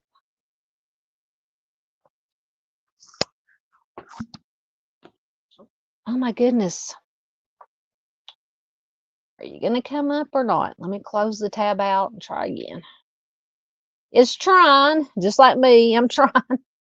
Let me see what it'll do. Oh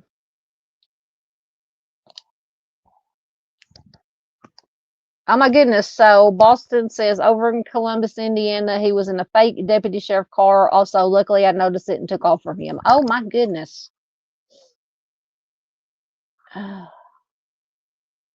Yeah.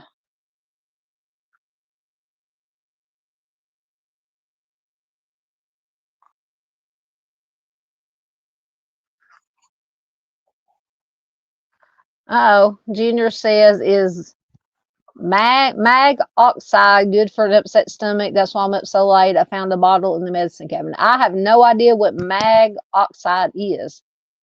I take good old Pepto Bismol when I have a stomach ache. I'm sorry that you have an upset stomach, Junior. I had one the other day. Okay, Ava says I missed the connection between the two women. So once again, the one on the right is a dancer, only known by Sugar, and then I think they said maybe Peaches, Sugar or Peaches. That is a person of interest in Wilma's case.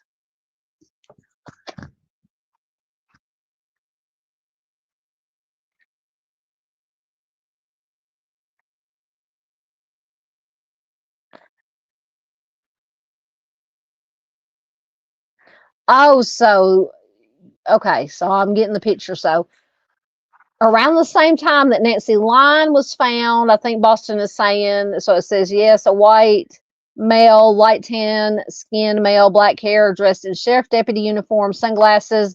Same month they found Nancy Lines in the field. I was on back roads heading to a nursing class. So you're thinking, I think you're thinking that maybe it could have been the same, possibly the same person that might have had something to do with Nancy's. Oh my goodness. That is horrifying. Hey, Dave. Our friend Dave is here. Dave is in the house. And I'm sure he is, yes, listening and driving. Hello, Dave. Good to see you. And I apologize because Dave, please, if you have not, please check out Dave. He does a live stream once a week, late Saturday night, early Sunday morning, True Crime Weekly, he calls it. Does a wonderful job. Dave is a great guy. I've known Dave, just like Junior, known of Dave and Junior and Josh, a lot of you guys from way before any of us even had channels. Using Mr. Steve from Mr. Steve's channel, True Crime Web, in his chat. I totally forgot what I was going to say. Squirrel again. And I was going to apologize to Dave. I started because Saturday was one of the second night of my marathon Halloween live stream that I did. It was a 3-hour one.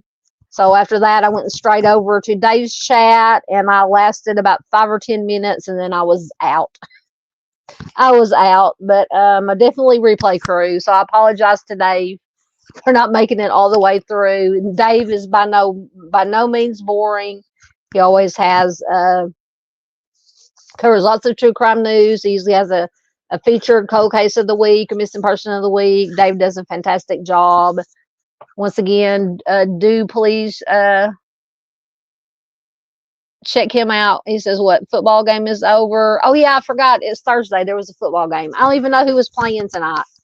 Because if I watch the Thursday game, because it's on Prime Video, I have to fire up the streaming and on my TV, cast it to my TV. And I didn't feel like doing it tonight because I was doing the live stream. Who won? Who was playing and who won? Oh, goodness.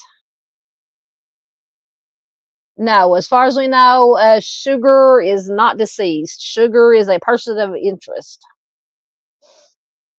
At least not in anything I've read says that Sugar is deceased.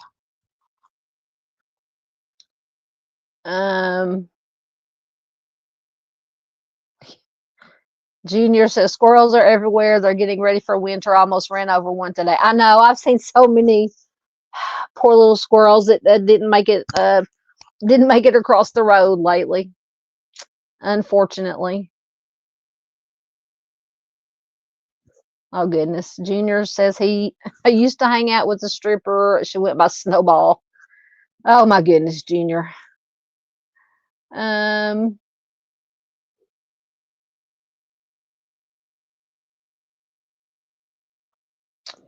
Austin says magnesium something upsets my girlfriend's stomach, sometimes mine. Oh, so was Junior talking about magnesium oxide? Okay, Junior says he drank a glass of milk. That seemed to help. Okay. I'm caught up. So, okay, so this article came up. So this article is from September of this year, September 21st. So it's been 47 years, almost 50 years. Wilma's case still has not been solved. Like I said, only person of interest is this Sugar or Peaches dancer. So this article is from NBC News. So Chrissy Atkinson, so that was the Chrissy, I think she had a different, Atkinson must be her married name. It was the same daughter was talking about in the first article. So Chrissy never knew her mother, Wilma Nissen. Chrissy told Dateline that her adoptive parents fostered her until she was 5 years old. In fact, Wilma's adoptive parents her adoptive parents also fostered Wilma years earlier. Chrissy's adoptive parents, then in their 60s and 70s, rarely spoke about Wilma and initially would not even mention her name. And Chrissy grew up wondering where her mother was and imagining the life they could have if they were reunited. So Chrissy says, I was always trying to find her. I would call random phone numbers of people that had a matching name.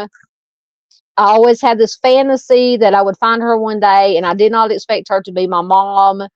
But, I thought I'd find her, and I had this whole delusional fantasy of sitting on a front porch, drinking coffee, and talking to this mother that I had always dreamt about. It's so sad. So that dream came to an end in February of 2006 when a friend's mother came over and asked, what's your mom's name? So Chrissy told this woman her mother's name, and she said, this woman, she's like, oh my God, I'm so sorry, she's dead. Just basically came out and said it. There had been a short entry in the Long Beach Press Telegram on February 17th. The headline read in part, quote, fingerprints, ID, body in Iowa. So Chrissy says they put a little blurb, a little article in a newspaper in Long Beach. The 27-year-old cold case Jane Doe had been identified as Wilma June Nissen. So after hearing the news from her friend's mom, Chrissy immediately called the authorities in Iowa. She says, quote, they had me go down to the police department in my area and do a DNA test to make sure. So I did. It's all kind of a blur, but it seemed like they had the results almost immediately. I think it was the next day, and they said, yes, it was my mother. I mean, I cannot imagine. So that's when Chrissy learned that the mother that she never knew had been the victim of a homicide in 1978. And of course, she said it was very brutal. And she is now dedicated to getting answers. She says, I doubt I'll ever know why, but I at least want to know who. So Chrissy says Wilma was born in San Francisco. Once again, she spent much of her childhood in foster care. She learned about her mother's background from investigators over the years, as well as from Wilma's first foster family, who took her in when she was 10. Chrissy said of her mother, she couldn't read, she couldn't write, she couldn't even write her first name, and she did not know how to use a fork. That is just so heartbreaking. So Wilma cycled through several foster families before settling with the same couple who would one day adopt Chrissy. According to Chrissy, Wilma had been married multiple times prior to giving birth to her. She had other children whom Chrissy has not met. Chrissy says her mother also started getting arrested for prostitution. She says, quote, she did marry my biological father I think she met him in 76, and she married him, if I'm correct, in June or July of 77. So Chrissy was born in California in August of 1977. She says, quote, and that supposedly when she just left the hospital and never came back. Wilma's last foster parents picked Chrissy up from the hospital and then later adopted her. So Chrissy obviously feels the loss deeply. She said they believe that she was the victim of a homicide right around my first birthday. Although Wilma would not be identified for nearly 3 decades, Chrissy feels the loss deeply. She says, I feel like such a fraud because I never actually met her, but I see so much of me in her.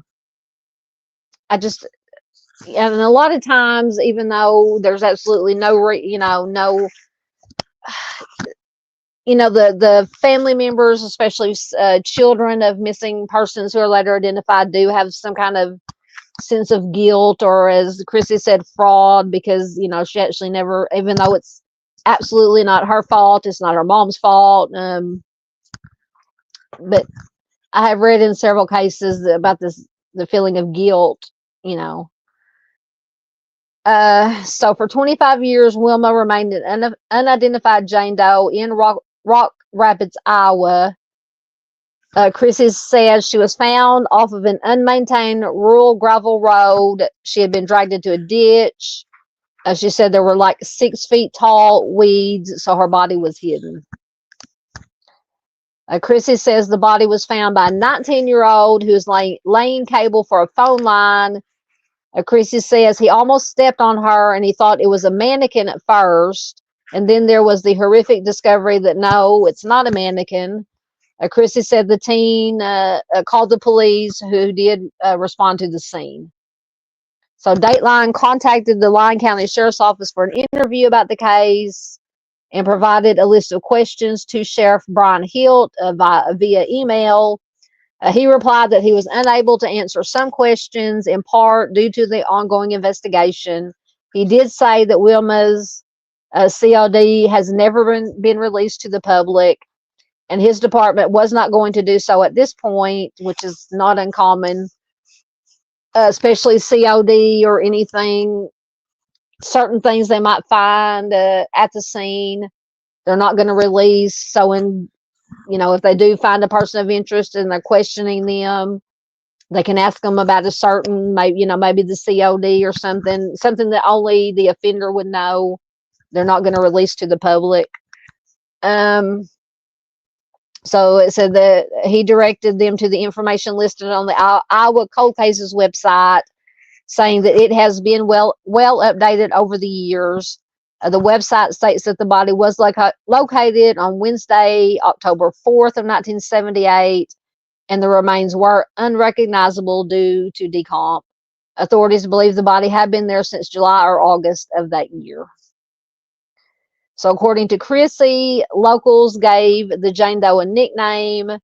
They started calling her Our Girl. They tried everything to figure out who she was, but authorities in Iowa faced some difficulties. Chrissy said no one ever reported her missing, which is just so sad. She wasn't local, and this is the 70s, so they were able to get 2 usable fingerprints, but it wasn't what it is today, as far as being able to quickly identify fingerprints if they're in any of the numerous systems. DNA obviously has come a long way since the 70s. So those fingerprints would prove to be important later on. Chrissy said at first they didn't have the technology to do it nationwide, but finally in the early 2000s, the sheriff asked the lab techs to run the prints again, according to Chrissy, this time nationwide, and that's when they got the hit. Chrissy said it came up with a match for an arrest in Long Beach from the early 70s. So she was identified January 31st, 2006, after her fingerprints were matched to those of Wilma Nissen. And this is according to Sheriff Hilt via email sent to Dateline. He says, quote, an investigation changes tremendously when the name of the victim is known. It went from having no real direction to follow with the investigation to having direction and information to develop. So what happened to Wilma? So in 2006, with Jane Doe's identity now known, authorities were able to learn more about where Wilma had been and with whom she had been spending her time. Wilma spent the spring of 1978 traveling from California to Atlanta, and then somehow wound up in the Sioux City, Iowa area. So she and whoever she was with did lots of traveling. So over the years, police have had multiple suspects in Wilma's case.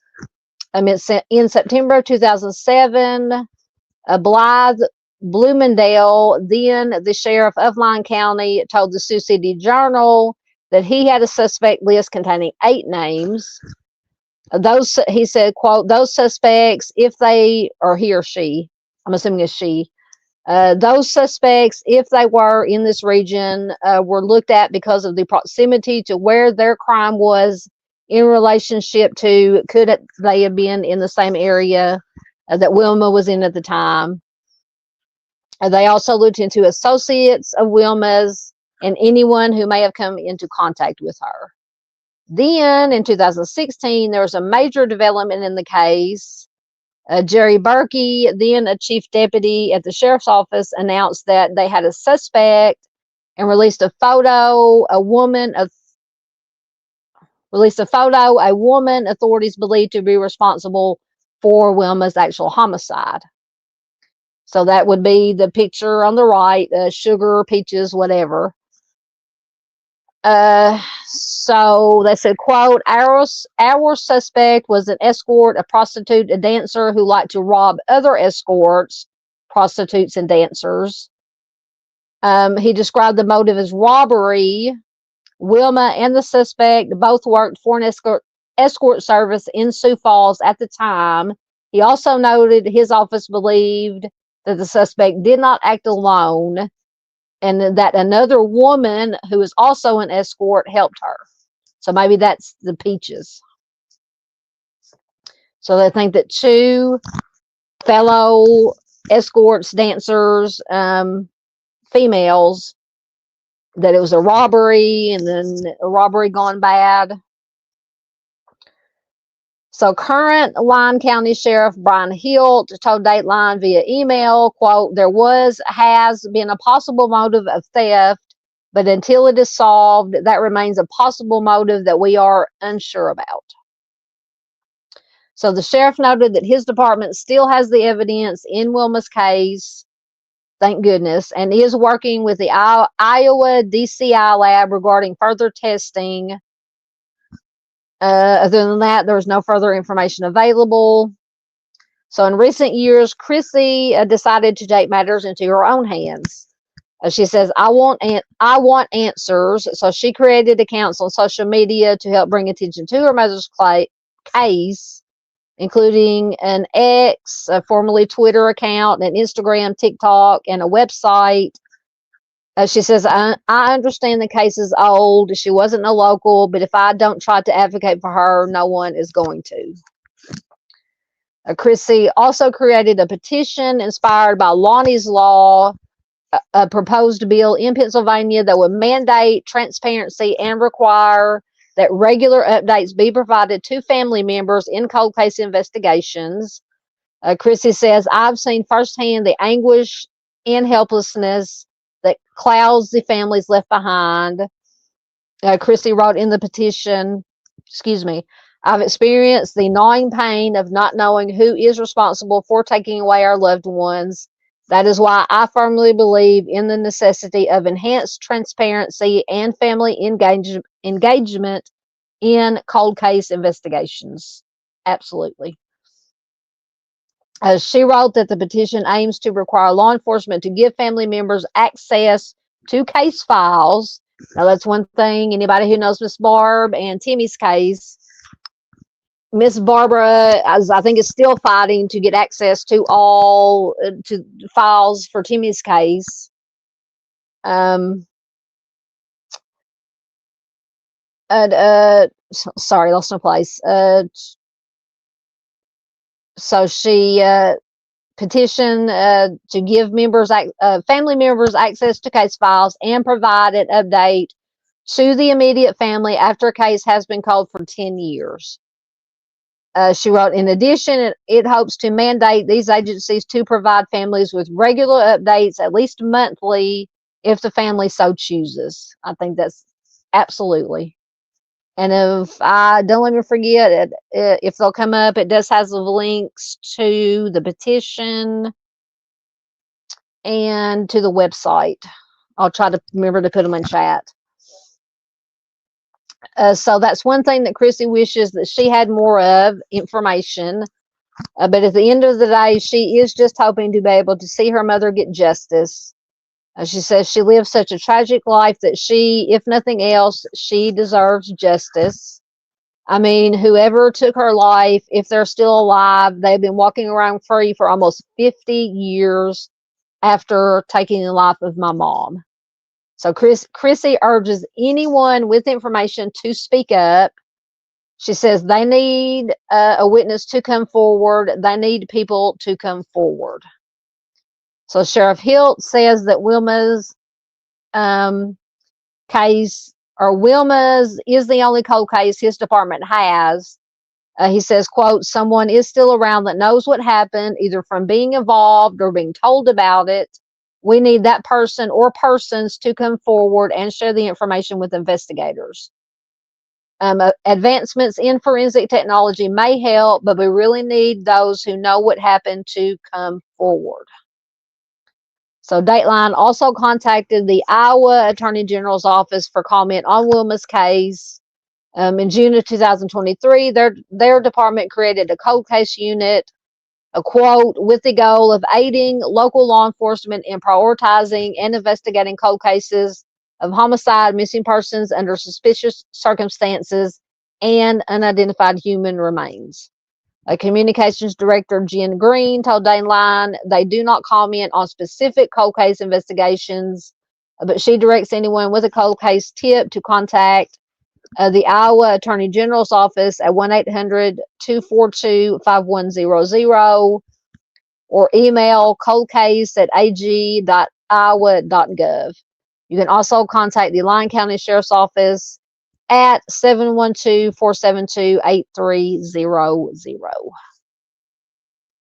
So I just love how Chrissy, the daughter, and then the cold case unit and all the investigators stress. We cannot stress enough for people to come forward. Anybody that may know anything, come forward. Hopefully somebody will. Absolutely. All right. I know that was a long article, but lots of information, lots of comments, thoughts from Chrissy, from Wilma's daughter. It's always, in my opinion, it's always important to look, not just at the victim, but at the family members, see what they have to say, their thoughts, because they are also victims of cases like these. Absolutely. Okay, so let me get the next article loading, and I will check comments again after I get another drink. I have a feeling my voice is going to be gone tomorrow, if not by the end of tonight.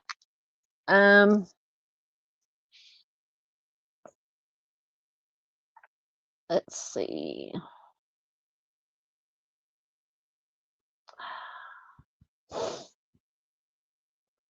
Okay, there's Junior's comment about Snowball, so I remember that one. Let's see. Thank you very much. Dave said it's always great to catch you live. Thank you so much, my friend.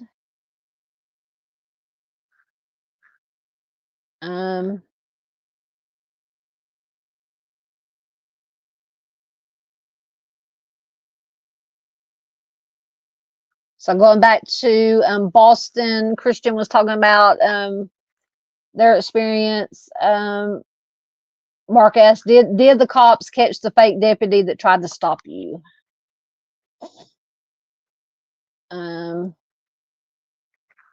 Boston says, no, they would not listen to me much, as kept telling me I was calling the wrong district. Oh my goodness. That is unacceptable.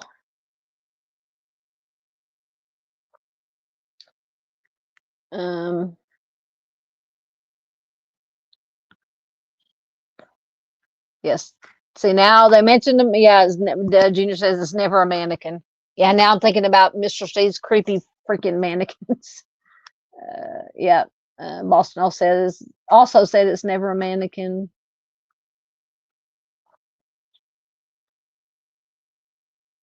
Okay. So next, we have Molly, the case of Molly Bish. This is also a missing homicide case. So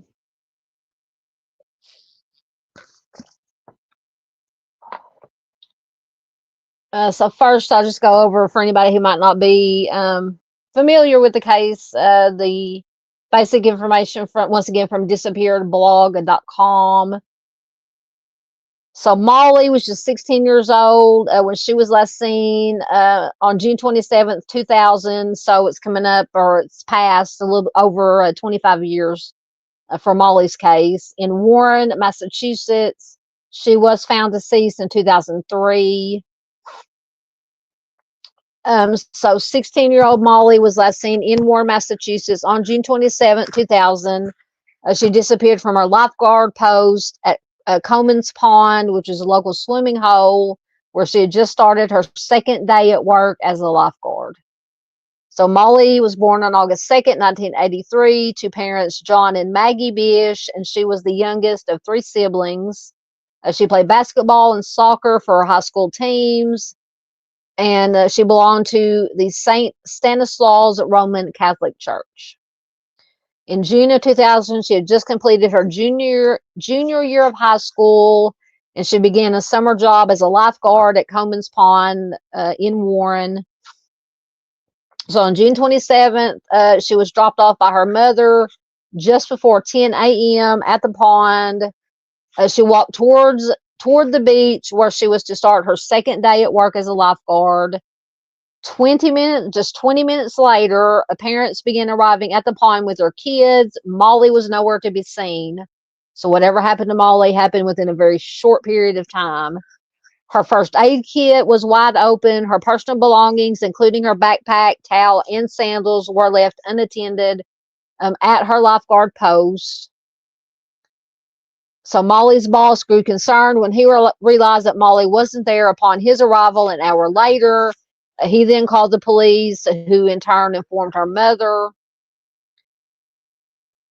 So on June 26th, which is the day before she disappeared, Molly's mother reported seeing a man with a mustache and a white car parked where Molly's lifeguard post was located.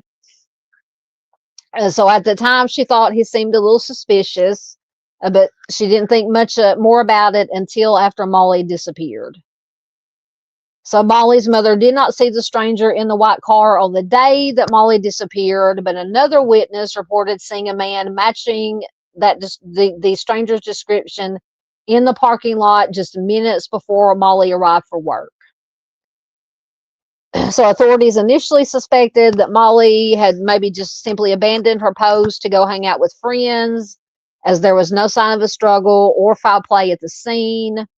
Over the next few days, the state police, with the help of local volunteers, performed what they call a massive search for Molly, but they found no sign of her. But then in the fall of 2002, a hunter reported seeing a blue bathing suit in the woods on Whiskey Hill in Palmer. And in May of 2003, police were contacted about the bathing suit tip. So a year later, a little less than a year later, so in the fall of 2002 is when this hunter reported seeing the blue bathing suit. And then it wasn't until May of 2003 that police were contacted about this bathing suit tip, and then they searched the area. So on June 9th, 2003, skeletal remains and a swimsuit were discovered in a wooded area on Whiskey Hill near Palmer, Massachusetts, which is just 5 miles. I say just, but 5 miles from the pond where Molly disappeared. So the remains were positively identified as belonging to Molly. A COD was not determined, but investigators believe that it was a homicide. And then Molly was buried on what would have been her 20th birthday. So in 2004, Molly's parents established the Molly Bish Center for the Protection of Children and the Elderly at Anna Maria College. This is an organization devoted to promoting child safety through education and prevention. Throughout the years, police have followed several leads with several suspects and persons of interest publicly identified, but no arrests have been made. And I do have an article with some names of some of the persons of interest that have been publicly named. Foul play is strongly suspected in Molly's death, and authorities believe that she was the victim of a homicide. So if you do have any information regarding Molly's case, please contact the district attorney's anonymous tip line. No, I don't want the ad. At 508-453-7575. So let's see what I had next.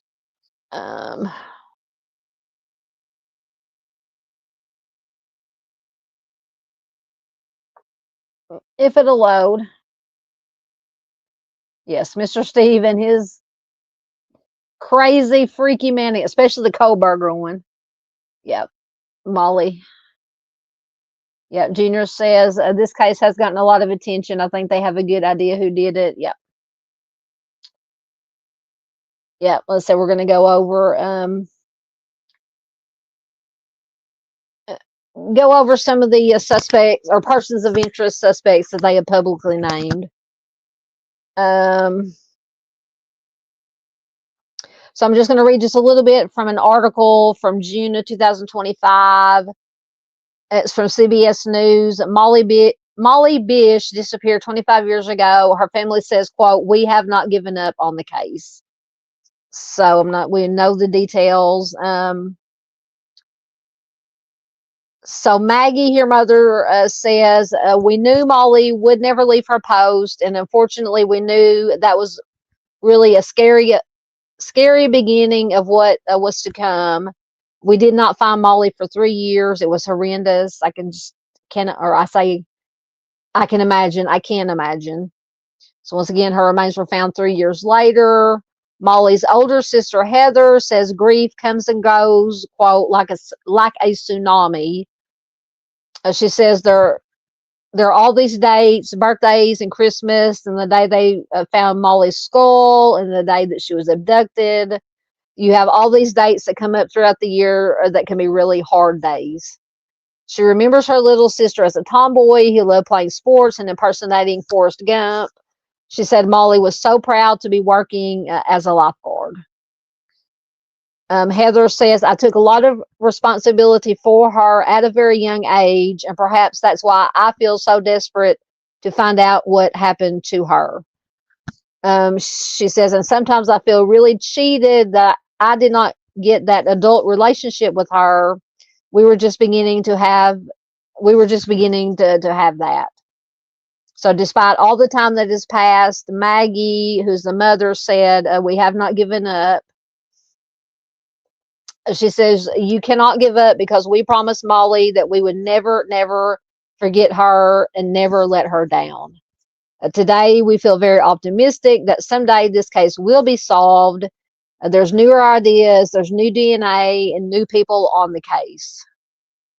So a candlelight vigil was held in Warren. The Bish family, who have become advocates for missing children over the years, say that they are grateful for all the support they have received since Molly's disappearance. They say they're still inspired by Molly's love. They said Molly's love continues to this day by all the outpouring of people who come and help us. And maybe we've helped a lot of people by giving them new laws, giving them legislation that would protect them, but I think we've been the recipient of much love. So the last one I have is where they talk about, hopefully this one will load, some of the persons of interest. So I'm not going to read the whole article because it just reiterates what we've already talked about. So let me get to the part where they talk about where's it at? Oh, don't tell me I don't have it.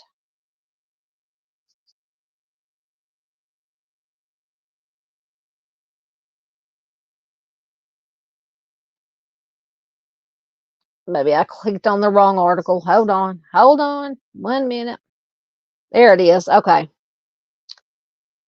Persons of interest, but no arrest. Okay.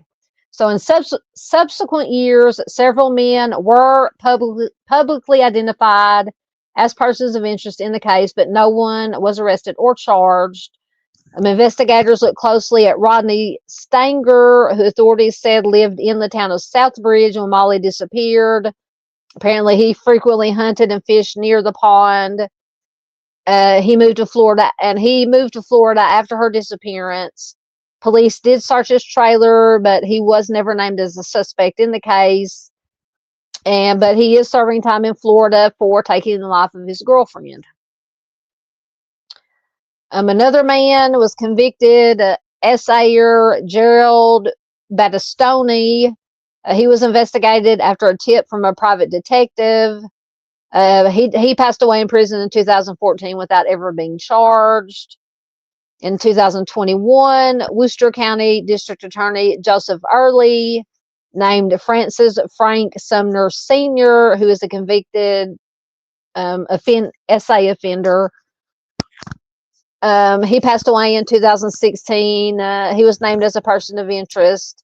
Investigators used his son's DNA to try to connect him to Molly's case. DNA test. DNA wasn't a match.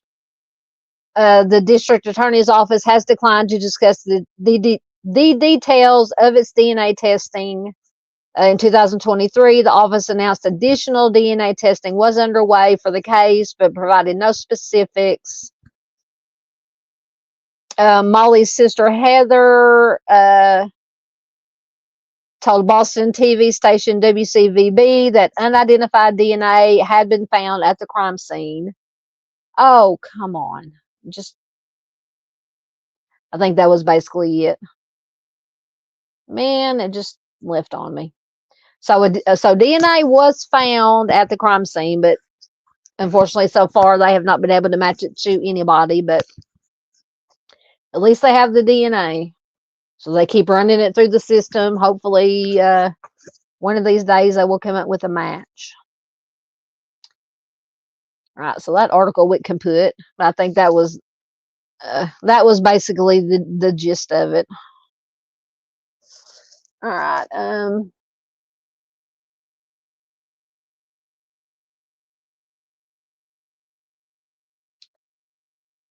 Yeah, Boston says, how could anyone hurt her? I know.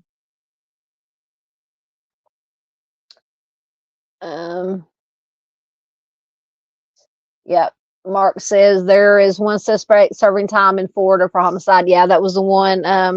Once again, let me see if it'll reload. Yeah, that was the one that was serving time for taking the life of his girlfriend, I believe.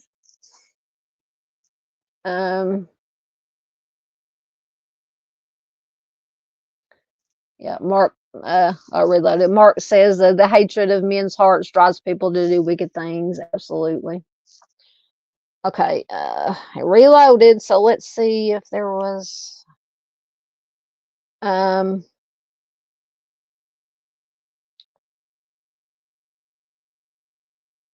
yeah, there was some more I wanted to read. Okay.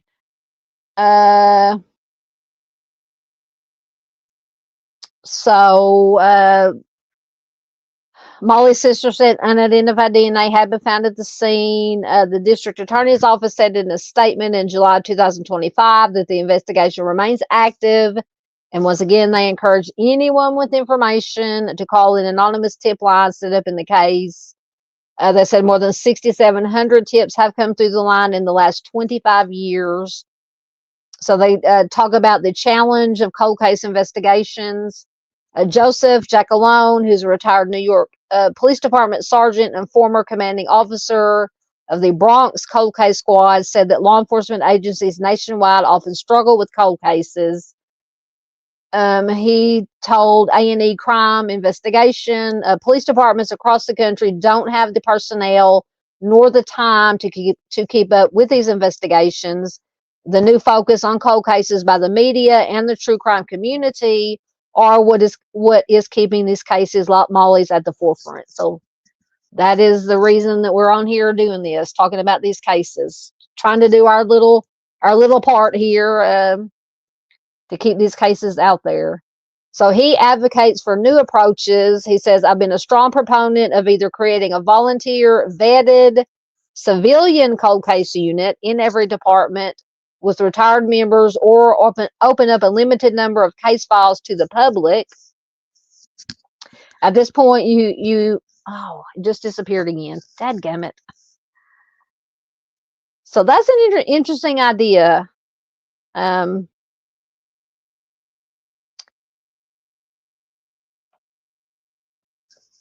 Vetting, having a civil, basically what they call a civilian cold case unit, vetting people, of course, to make sure you don't get the, Looney Tunes, to look at these cold cases. That's, I never thought about that before. Let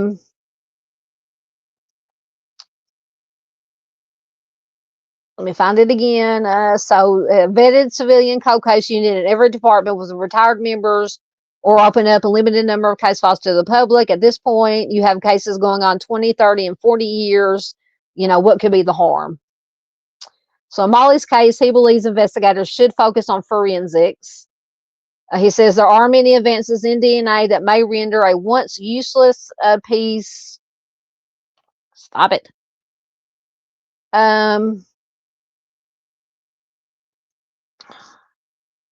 There are many advances in DNA that may render a once useless piece of evidence to become the cornerstone of the case. A fresh set of eyes is sometimes all that it takes, with a careful breakdown of the case files. So that's the second article second case we looked at tonight, talking about, fresh eyes on the case. So they talked about the vigil that they had. So it says, could social media outreach help the case? So Jackalone urges investigators to embrace modern outreach, including tapping into social media communities. He said law enforcement agencies have to understand the power of social media and the true crime community. They will continue to bring cold cases to the front burner any way possible.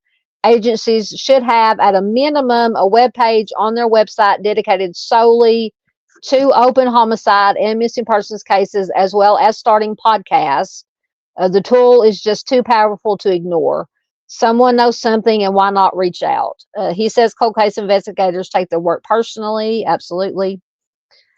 He says we all have that one case that we carry with us throughout our lives and still dwell on. I have one, and so do the others. It's something about a particular victim that creates an unexplainable bond. Our motto in the cold case squad was never give up, and we won't. So yeah, but once again, we know those of us who are in the true crime community, who share and look at these cases through social media, through YouTube or whatever. It's a good tool if it's used correctly, if it's done the right way for the right reasons. But we all know a lot of time, I think in my opinion, most times than not, it is done the right way. But we all know there are some out there that are not done, don't do it in the right way, and we know to stay away from those. Or hopefully at this point we know to stay away from those. But yeah, I absolutely think that's why I do this, is to keep, and all the other creators that I know, that's why they do this, is to keep these cold cases out there, so that they're never forgotten, and keep their name, their face, their story out there, and hopefully more and more people will see it. Somebody might say, hey, I saw this, I heard this, I have a little bit of information, or at least share it. One person shares it, another person shares it. The more people sharing, the better. Absolutely. But I would love to, absolutely, as always, hear what you guys think. If you agree, disagree, like I said, I think all our community here is on the same page about, how they're handled and who to watch, who to not watch, things of that nature. All right, I think we have one more, just a little update on a Jane Doe that has been identified. First, let me get another drink and look.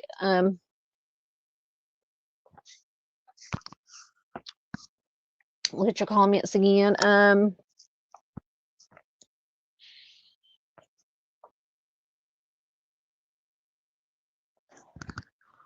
Boston Christian says Matthew 18:10. Don't think these little children are worth nothing. I tell you, they're angels in heaven. See the face of our Father in heaven. Absolutely. Amen. Absolutely. Amen. All right. Don't forget to advance my slide. So this is a Jane Doe who has been identified after 12 years. So police identify remains found in 1996 as woman who disappeared 12 years earlier. Remains of a woman known as Falls Road Jane Doe, found in a wooded area nearly 30 years ago, have been identified. Baltimore, and this is from Kentonsville, Maryland. So Baltimore County Police said DNA technology revealed the remains as those of then 20-year-old Leoria Smith.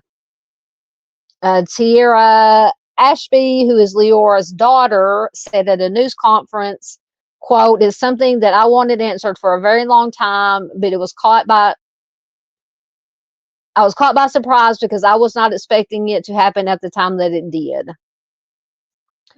So Tierra, who is now 40, was just an infant when her mother went missing. Excuse me. In March of 1996, tree trimmers found the woman's remains in a wooded area off of Falls Road in Upper Cove.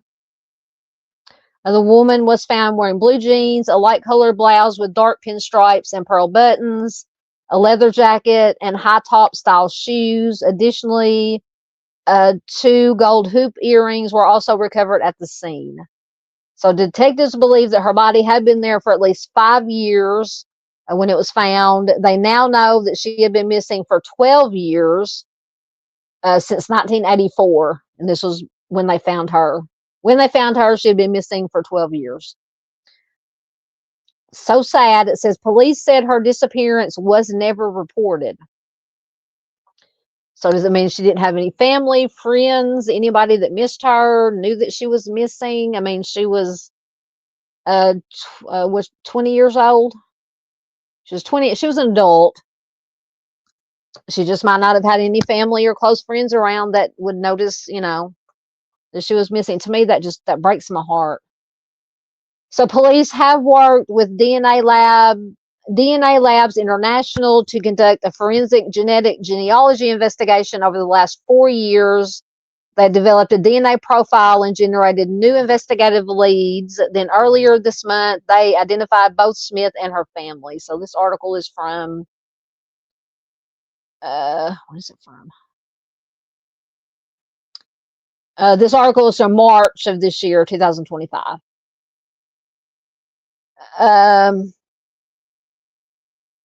So Tierra, the daughter, says the person who did this should not be walking around like nothing happened. Absolutely. So Tierra said that she grew up, she raised her own family, never knowing what happened to her mother. She says, we really don't have any other family, so that explains that. So knowing that we had a grandmother taken from us, that she would never get to meet, that her kids will never get, Tierra's kids will never get to meet their grandmother. So this was Kiera Martin, who is Tierra's daughter. So Leoria would have been her grandmother. Okay, I'm trying to keep it straight. So detectives said the announcement is just the first step. They know her identity, but there are many other unknowns, such as the circumstances surrounding her suspicious death. Tiara, her daughter, says, I want the world to look high and low and see if they could just find anything in reference to her to know what happened so she can have justice all the way through. Police said that Leoria attended Gwynn Falls Park Junior High School in the late 1970s and early 1980s. She had gone out to celebrate her birthday at a club called Underground that was off Edmondson Avenue in November of 1984, and it is likely that this was the last time that she was seen alive. So anyone who knew Leoria or may have photographs of her is asked to contact Baltimore County detectives at 410-887-3943. Information may also be provided through the Baltimore County iWatch program.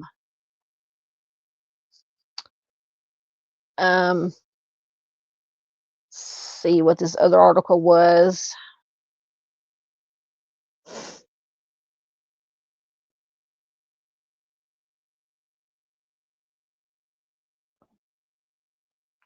Oh, Mustang is asking Junior if he's still here. He may have passed out by now. It's way past Junior's bedtime. I hope his tummy got to feeling better. He said he had an upset stomach.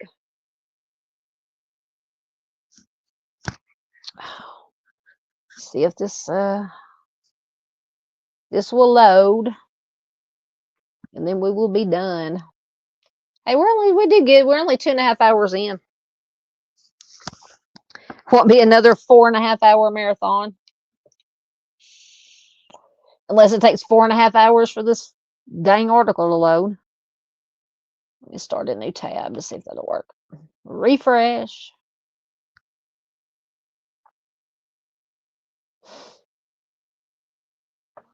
There we go. Works every time. Most of the time. Oh, no, never mind. That's a different case that I did a video for. Okay, so that was the last article I had. Never mind. All right, guys, that I believe that is all I had. All right, so we got any last questions, last thoughts, anything else you guys want to talk about before we get out of here? Thank you, everybody who is here live. Thank you to everybody who's watching replay. We love our replay crew. Thank you to lurkers who are watching. So today is Thursday. Yes, technically it is still another 10 minutes, so it's still Thursday. So Monday we will be back to we'll have our Missing Person Monday live stream. I believe we're actually doing Arkansas. A city in Arkansas is up next because we're going in alphabetical order. This week we did Arizona. We did Phoenix. So I'm gonna have to pick a city in Arkansas, which will probably be, I don't know, I'm gonna have to look. Maybe Little Rock. I don't know. There's a lot of cases up in the northwest. A lot of missing persons cases. A lot of things happen in the northwest Arkansas. Mustang. It's all Mustang's fault. No, because we had now the names just all popped out of my head. Goodness gracious, the squirrels are getting tired now. Goodness gracious, there's several cases in Northwest Arkansas that were. Help me, Mustang. Help me. Anyway, I'll pick a city. It may be somewhere in Northwest Arkansas, maybe Little Rock, which is here in Central Arkansas. When I'm trying to find cities, I'll just Google whatever state, who, like Arkansas, what city in Arkansas has the most missing persons cases. Yeah, that's my advanced research that I do. Anyway, we'll pick something. Thank you so much, Mustang. Oh yeah, Devil's Den. Yeah, yeah. So I need to look and see if there's been any updates in that. The Devil's Den case. Once again, I forget that offender's name. The one that killed, took the lives of the parents and tried to. My opinion was trying to abduct or SA the two girls. See, like I said, the squirrels have quit running. Anyway, I'll get it figured out. I will get it figured out. I'll get some rest and get it figured out before Monday. So we'll be back at our normal time of 8:30 Central. Oh, good. I'm not the only one. Mustang says she forgot his name too. I can see his face clear as day because he's very creepy. So we'll have that Monday. I think I've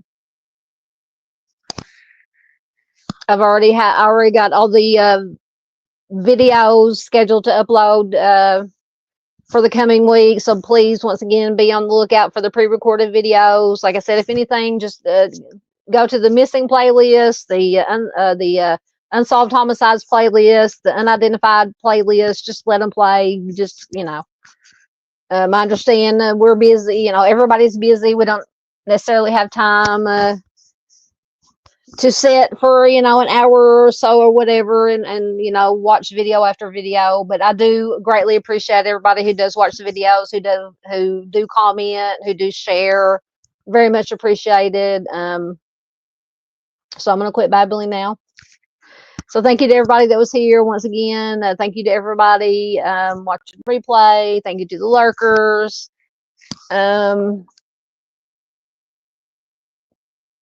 And I will leave you once again with the fur babies, who are actually, I'm going to have to check on them because they've been very quiet. Tigger and Biscuit have been very quiet. So it scares me a little bit. It's like kids, when they get quiet is when you have to worry, because I've not heard them running amok outside the door. So anyway, I'm going to leave you with Tigger and Biscuit. I love you guys. Have a great weekend, and I will see you guys Monday night.